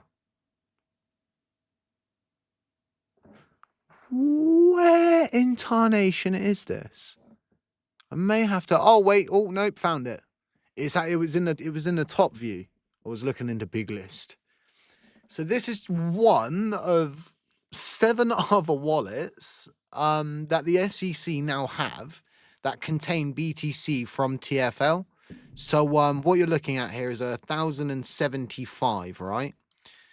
BTC coins, and they will move. You can't see it up top in the balance. This is the pre-wallet where it all came from. As you can see, 1075 BTC sent from this wallet, going down here to this new wallet, transaction IDs and everything. Now, again, this is one of 7 wallets. The other wallets are between the ranges of 300 lowest, pushing up to 1,000 the highest. So it's like it's not a small amount that the SEC gained from TFL, right? So now again, you've got to go back to the final judgment on this, because this is where you're going to get all of the answers that you seek in this circumstance, and you got to go to this section. It is further ordered, adjudged, and decreed that Terraform is liable for disgorgement totaling 3.58 billion, which represents net profits gained as a result of the conduct alleged in the complaint, together with the prejudgment interest thereon in the amount of $466 million. And then further down, Quan is jointly and severally liable with Terraform in the amount of $110 million of disgorgement. And then it keeps going, right? So there's further penalties down here. Now you need to understand, right? So 420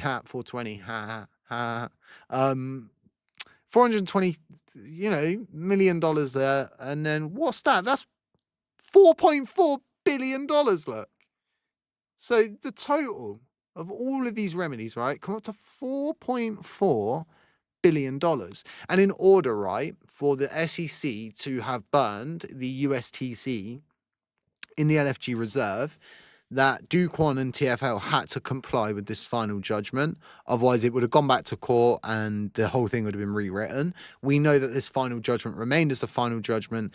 The SEC committed to burning that UST, which means that, yeah, they got everything. They got the 4.4 billion, or at least close to it. And that's why the 7 wallets exist. Now, if they got all of that, right, if $4.4 billion, and bearing in mind, right, that just goes to the SEC. Like, that's not like part of like the liquidation trust. It's not part of what goes to the broken holders, right? That's just what goes to the SEC. Why, right? Why have they emptied everything in the LFG reserve apart from the BTC? Why? Why? Why? I know why. Because they can't. Because the law is clear. Because the final judgment is clear, right? But these funds, in an overwhelming capacity, belong to this blockchain. They even said it in the final judgment. And you know who else said it? And we can go and we can watch the X space. We can go and watch. Chris Armani is very specific. Do Kwon has done absolutely everything that he could from the position he's in right now, okay, to ensure that LUNC holders saw that UST burn. So again, right, and this is where it gets crazy. If they burnt the UST, right, the Luna that was in there, why couldn't they, right, for example, send that BTC back to us? And you would say to me, or, the stillman argument, I guess, in these circumstances, if you're going to foreshadow what I've said, you would say, what evidence do you have that the SEC would send it back, even if the law determines that? Like, what evidence do you have to suggest that would happen? I've actually got, a strong bit of evidence. Would you believe it? Does anybody actually know what this is? I'll be very shocked if anybody does. If you do, all right, I tell you what, I'll make it interesting. If someone can tell me the answer to what I just said, I swear to God, I will give you £100 worth of XRP today. Like right now, I will do it. If someone can tell me before I get to what I want to get.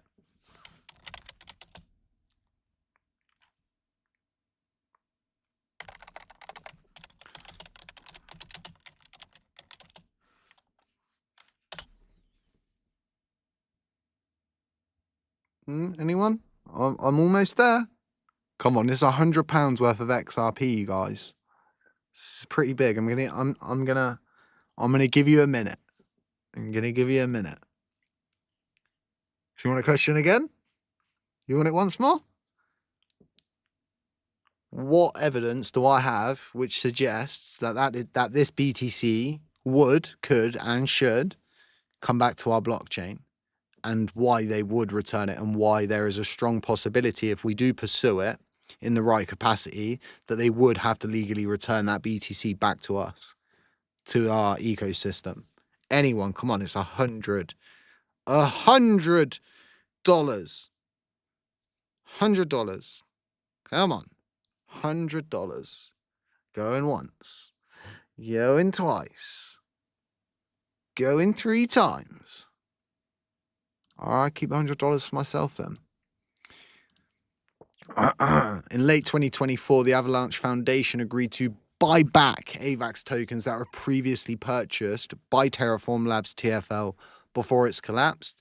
The buyback was part of TFL's liquidation process to settle with creditors, right? So all of the AVAX that was in the LFG reserve, which was it was a significant amount, as you can see, they were able to buy it back, and they had to buy it back because the legal obligation simply wasn't there for them. If the final judgment had deemed and determined, that had to be returned, it would, but they had to buy them back. All right. So who got that money? Who got the $4.5 million? The SEC did. Like at every turn of this case, right? The SEC has banked buck. Like every opportunity, they have not missed it. But why have they missed the opportunity with the LFG reserve? Like, this is like what I find most interesting. I don't know about you guys, but like I could talk about this stuff for hours and hours on end. A very close friend of mine who's been here with me a lot of the way has like zero idea about crypto. When like, because we've already been really close friends, but someone had to come look after me, so they did. Didn't know anything about crypto, and now they're like they know so much, and I'm like, yo, you should like start creating content, because like they have like a real high interest in what's going on our chain, and it's not with the technology, it's with what I'm talking about. He thinks it's so interesting that this guy, right, who was essentially like a god in crypto, Do Kwon, went from where he was to where he is now, and the process of like getting there, and like I was explaining all of the ins and outs and everything to him. But yeah, this is what really does interest me. Now, there is a world, there is a reality, there is a place we could get to where we could see 313 BTC, okay, which is $35.93 million, come back to this blockchain. We could do a lot with that, like a lot. And there's so many people out there that will disagree with me, mostly validators. But then there's a lot of people I know out there that would agree with me. But then you start to split the hairs. So people would say, well, how are you going to get it back in a decentralized capacity? How are you actually going to, have if you could get the funds returned and they agree with, like, where do they go? We don't exactly have a community pool for BTC, but we could. It's part of the garden we can tend to, right? But no one's seeking out cures. Again, you guys, it's so much easier for, as a content creator, I could easily just wake up in the morning, create a video on Binance burning, create a video on SHIB burning, and call it a day, and rack in like 10, 20K views on a video. It's not hard. And this is the crazy part about like what a lot of people don't understand about me is I never came here for money. I never came here for glory. I came here to help people. And if I was here for money and glory and all of that, I would have done and made every effort to ensure that when I was paralyzed, that I used every ounce of that to weaponize it, to get my delegations to go up higher, to get more support. Instead, I didn't. I backed away, and I didn't want, you know, the oh, we're so sorry for you, and you know, we're going to delegate with you because, you know, no, you know, I broke my back. I got hit by a boat. It's all my fault, and it started and ended with my actions, you know. And I didn't want the sympathy vote. But like, again, like, there's so much money out there for all of these validators. Ugh. Stressful. I'm working with someone at a university at the moment, and we've already gone over how I'm going to find this memo. Now, the guy I've been working with actually has a method, and I've seen it. I had a video call with him this morning, and he's been simulating what I've explained, the ability to find memos, to call memos from a CEX, in a capacity that, you know, you could backtrack almost everything, and like, it runs quite deep. This isn't just something like he's doing out of general interest. He believes that this is a, you know, it could be a crucial tool for anyone in law enforcement and things like that to actually like get the answers that they seek. Because again, the SEC has absolutely no idea of how much is actually on the CEX. But I might be wrong, they might. And the reason why I say this is trial exhibit P301 has redacted information. And the redacted information, you guys, is the memos. So wherever there was a memo required, it would just, there's nothing. It's just blacked out on the original document. Understand that when you look at this is my heavily modified version where I just culled out every wallet address that wasn't Columbus 5. So when I say to everybody, seek and destroy, and I say to people, well, trial exhibit P301's done. Yeah, this version of it's done. If we burn Project Dawn and we figure out the CEX wallets, which is really, you only really care about Binance, because the amount that is balance-wise on some of these wallets is tiny. Whereas the balance, obviously, in the deposit wallet for Binance going into their main wallet is huge. So we know that Binance is the area we want to target. So anyway, outside of trial exhibit P301, what you're looking at here, there's probably like, I don't know, 500 more wallets to go through. And yeah, some of them, well, a lot of them contain Lunk and Luna and UST. And yeah, significant amounts. But at the time of doing this, doing the research for this, I actually put a time lapse. And it was like, I think it was a 14-day time lapse that I did, where I'd like spend hours and hours and hours, go, okay, copy the wallet, paste the wallet. Okay, this is the supply for Lunk. This is the supply for USTC. Add it to the spreadsheet. Okay, go to the original document, copy again, repeat that process over and over and over and over and over again. That's exactly what you got to do for another 500 Cosmos-based wallets.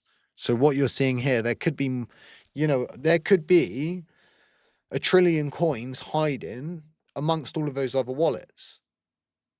Okay, we need to understand it could be another 250 billion. We've already seen a 250 billion LUNC burn, which no one boasts about. No one, you know, created really any content about it. No one, you know, was more interested in a monthly Binance burn. Yet we burned 250 billion LUNC, and it was us. It was the blockchain. You know, we did that as a collective, and it's just like, meh, whatever, cool.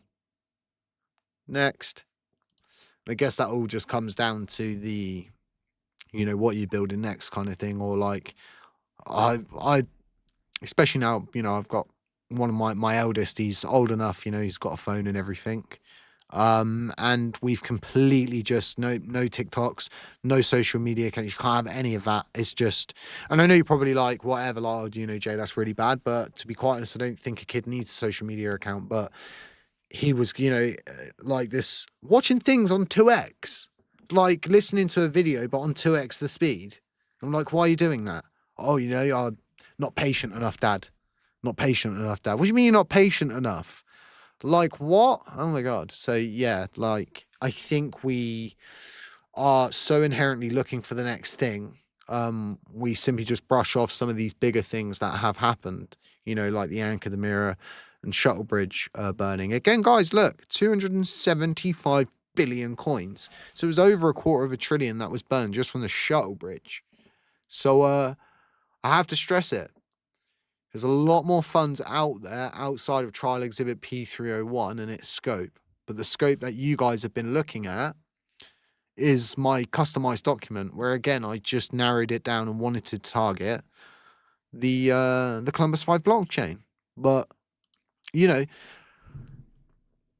if I continue to exist on the chain, which fortunately I am, and people didn't just completely abandon me, which I'm so grateful for. But if my support carries on and stuff, I will carry on doing stuff like this. But what does scare me is that people will be more interested in listening to a fishwife tale about how Binance is going to save us than they are with supporting people that could, with the right, if I had the right voting power. And yeah, I am going to say this. Yeah, I could make a difference. And I would make the biggest effort to make a difference. I would go out and go on the offensive, but we don't have that kind of support. It's an interesting situation. The chain has got so many parts of the garden we can tend to, but people are more concerned with either not tending to the garden or tending to things that aren't reachable, and just kind of sit there looking at, well, we could do this, but we need this, and everything's like, oh, well, an upgrade. And then we had that recent upgrade and everyone was like on X doing it. Oh, we're pumping because of the upgrade. And the chain just halted for 6.5 hours. Nothing could move. Why do you think there was a pump? It's not from the upgrade. We're never going to see any movement from upgrades. You see movement from actionable events, and then actually going out and talking about this stuff and covering it and making sure people are hearing it from as many mouths as possible. And this is where it always falls back to this whole I've got a direct line of communication to Binance. If you have, right, then you're one of the most, I honestly can't, you are a terrible person. A terrible, terrible person if you do have that and you just keep it for yourself, because the only person who's gaining from that and benefiting from it's you. Period. Things like that. Really, you want there to be a group that Binance creates and they add all of the validators, for example. And you communicate for all of them. This is why I've never agreed with anybody that does that kind of stuff. And a good example of this is when I made direct communication with Chris Armani. What did I do? Did I keep that for myself? No, I did not. I brought Jerry on, I brought Diamond Hands on, brought Rex, Vegas, everybody. Once I brought them, I left the group. My job's done at that point. There you go, boys, have at it. You get all of the answers that you want. Here he is. You need actionable people. And it's funny because, again, so many people took credit for that. I think Mr. Diamond Hands was one that, took the credit, and I just let people do it. Whatever, you're going to do that anyway. It is what it is. But again, for me, if I have to walk away tomorrow or everybody undelegates for me tomorrow, my head is held high at this point. I've done as much as I could with what I had, and I didn't have much, which was £500 when I started all of this. And now, it's way minus. You just can't, you can't put a price label on things that you build for non-profit, sadly. But times are changing. I'm very, very proud to say that the LunkDash platform itself is sponsored now by Firefly. So a huge shout out to them for stepping up and reaching out and saying, look, we know it's a tough time. Can we sponsor you? This is what we would like to be sponsors. And I thought, why have I not done this before? Why do I not let someone power LunkDash in that capacity? Why wouldn't we do that? Why wouldn't we build relationships with other validators and make sure that support goes both ways? So I think the future here at, I hate this HappyCattyCrypto thing. It makes me seem like an impetuous little child. Here at HCC, we are doing stuff. And my focus is just on making things better for you guys, bringing you the tools you need. And I think a big thing is hacked wallets at the moment. I helped the third largest holder, and I've got all of the evidence to back this up. I still got the messages. Yes, it was one of the top 10 holders. I was third or something for USTC, I'm sure, but he had his wallet hacked. didn't know what to do. So I had to send him to all nodes. And then he couldn't really get through to them. So I had to like, you know, work with this guy one-to-one to get Jared or Shagmot, or what I think is Shagmot, to help this guy out. But then standing back from him, like, why have I never ever developed this smart contract for Lunk Dash? Why have we done this? And then again, like developing an auto compounding system for every validator to use, and then we're paying your gas fees. Like, why am I doing this? Like, all these validators hate me. What? Why am I doing this? Like, what? So yeah, 4 years has passed, you guys. I'm about movement here, but you need to understand I'm not going to build anything, you know. If there ever comes a time when, you know, there's a place that exists for a product like Lunk Pump.fun here, and we've got the money to run it monthly, I'll do it. But the traffic's not there. The support is simply not there. The thing that I'm very, very happy with at the moment, and we've been reworking it, is LunkSwap.fun. It's going to become LunkSwap.io, and then we're just going to integrate it into Lunk Dash to make sure that there's another option there. It's all about decentralizing in these circumstances, and because Astroport's being turned back on, and you've got all of these other swapping the more we can get of those things, the merrier, because then there's just more swapping options available for everyone. If something happens to one or the other, there's the other option available. So I was like, how can I really repurpose the decks that we spent, you know, so much money on?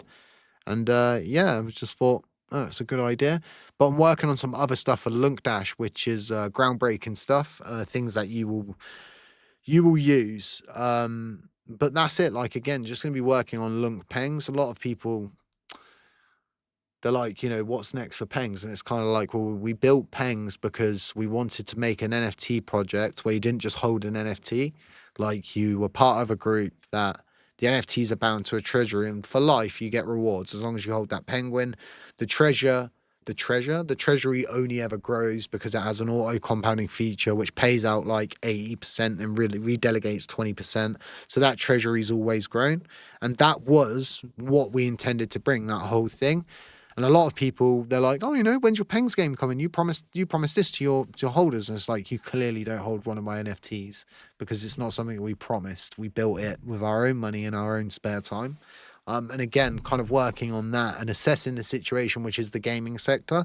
I watched a $20 game completely ruin the industry this year. Came out in March and it completely outpaced every big game out there for sales. And it's crazy that a simple game like that can do that kind of damage. And it's like nothing like that really exists in crypto for the specific reason, right? There's no way to make a cryptocurrency game that pays out rewards to be sustainable for the future. It's just impossible. The only way to really do it is to have a product like Lunk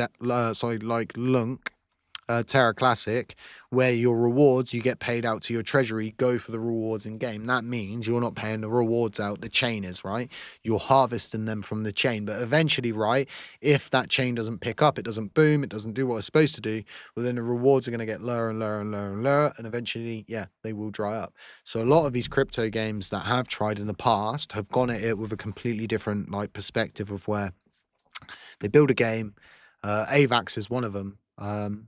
They build a game and it's completely tied to a blockchain that there's no sustainable method. It kind of relies on this one-time big payout, and then they're constantly trying to feed this fire to feed out rewards to people who are playing the games. So that's kind of what I'm going to be focusing on. But I think Lunk Dash needs a big expansion because it gets like, I don't know, between like 30,000 and 50,000 people each and every month using it across board, whether that's the website system with the web wallet or the Lunk Dash mobile app. There are a lot of you actually using it, and I didn't realize. I was looking at like weekly numbers on the Cloudflare stuff, and then someone said to me, they're like, no, you need to flick it to this. Those are your actual numbers. I was like, oh God, I've been wrong this whole time. There is a lot of you using it. Damn. So I was like, okay, we've got to work on this and get everything like tickety boo, as we would say in the UK. But, you know, tools are going to be expanding. The auto compounding thing, I think, is going to be like a big relief for a lot of you, because the auto compounding currently is so confusing. Even when it pays out the rewards, right? Like, it's confusing even then, because it's like, oh, your rewards from this, but it doesn't come from there. It's just because, like, it's built, the smart contract is housed, you know, by that person. So yeah, and just there's no like good UI UX for it at the moment. It's just very, very rudimentary. And like for a long time and it is the community, you know, you always want something new, something fresh, build something new, you know, what are you building next? And kind of like lost sight of the fact that Lunk Dash is a great product. And like it can continue to be a great product, it can continue to be expanded and all of those different things, and it's going to go a long way. You know, people, like I said, people are using this, and a lot of people don't know that this exists. You know, I see people every day on X. Oh, you know, station's not doing this, or this isn't working on station. What are my options? And Lunk Dash doesn't even get shouted out.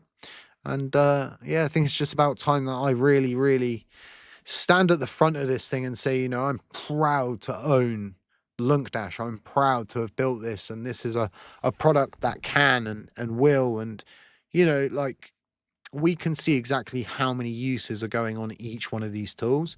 And I was shocked to see how many people come in, right? And it's very funny. They come in, they use the delegation flow, and then that same user will then flick to money flow, and then they'll flick between balance history and in an explorer, which again is really interesting.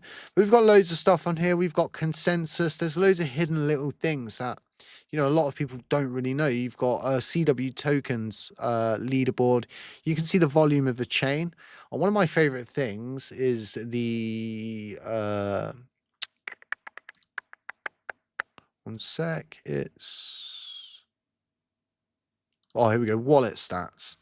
This is one of my favorite places to come on a daily basis, just to see really what's going on, the activity of wallets, who's active, how often really people are coming on to check on their wallets, because that's what this really comes down to. And what we can actually see is, you know, like for instance, you know, there's a good amount of us. We've got like this core community, right, that is there.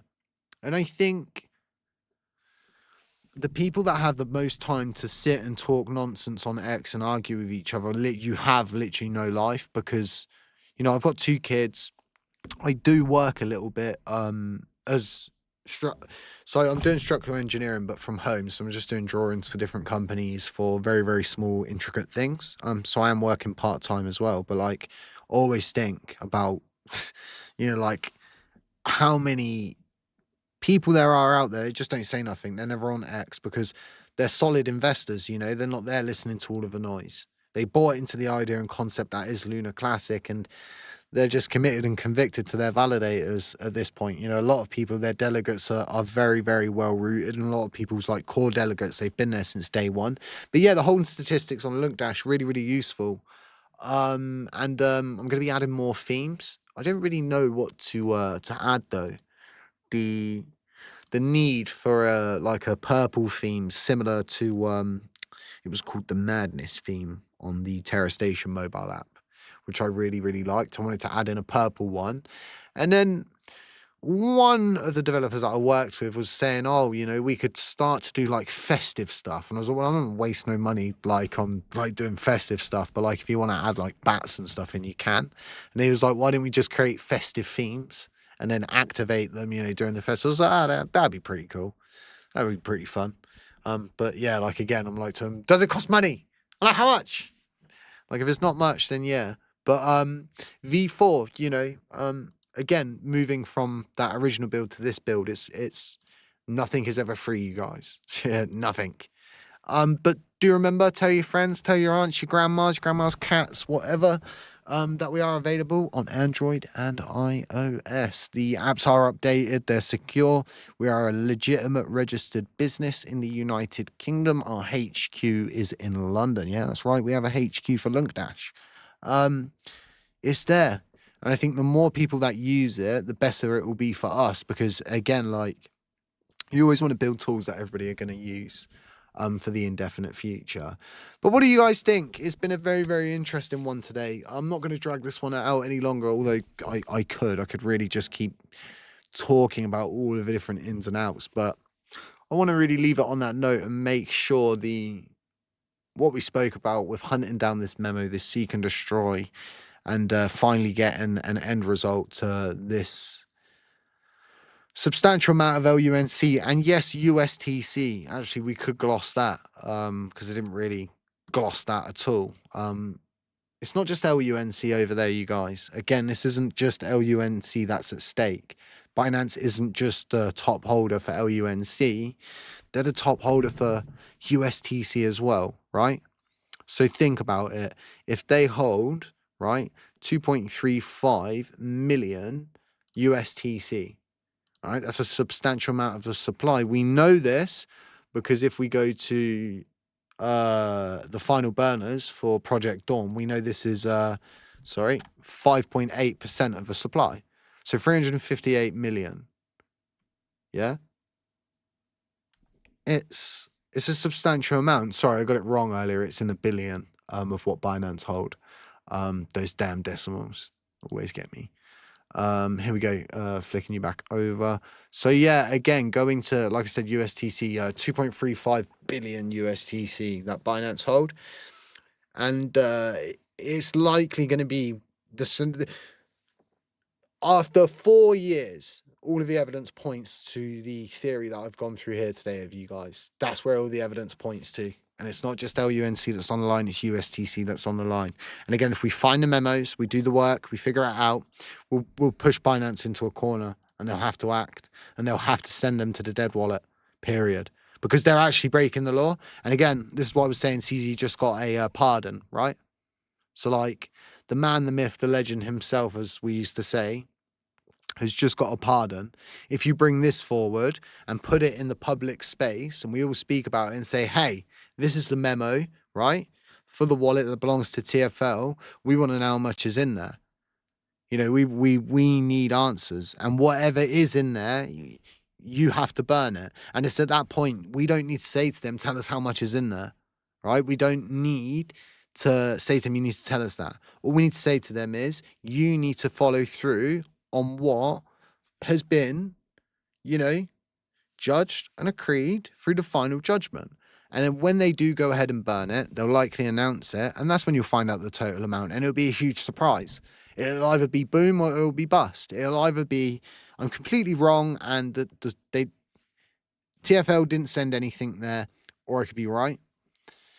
Binance as well have given us a lot of clues. Well, we never sold our LUNC. We still hold our LUNC coins. Yeah, from before the crash. You know, the supply for Luna before the crash was tiny. So, again, it's not they why sell them? They're not worth anything. Very, very interesting. But there you go, guys. Really good live stream today. A lot of information there. Some interesting stuff about Binance, some stuff that you can, you know, we can become actionable on, and not just hearsay, not just me sitting there going, Binance has got a plan, you guys. You know, because I could quite easily do that. I could quite easily make a video right now. I could make the cheesiest, corniest, captivating video ever, full of nonsense, and it will get like 10, 20k views. It's literally like the easiest thing to do as a YouTuber. Like literally, it's like the easiest thing to do. The hardest thing to do is come on these live streams and just talk. And just talk and talk and talk and go through and actually, like, again, this is like the AI thing I was speaking about. You got to get the answers yourself, because if you don't get the answers yourself, you never ever get, you know, you're not learning anything. You're not doing anything leading up to that. I don't know. What do you guys think? I'm glad to be back. I'm happy to be here. And like I said, I appreciate all you guys that are turning up to these on a regular basis. And I appreciate you greatly. But look, aside that, have a good Monday. Hope you have nice evenings, mornings, afternoons, wherever you are, you guys. And as I always say, and don't forget, like I was saying about the Patreon group, links below if you want to join that. You want to get in the insiders group. You want to get on my portfolio action. You want to see what I'm trading. That's available. Links to everything in the description below. Huge shout out to Firefight as well. My moderators, the community here, my delegates, absolutely everyone. Stay safe, stay humble, stay aware, and I'm going to catch you in the next one.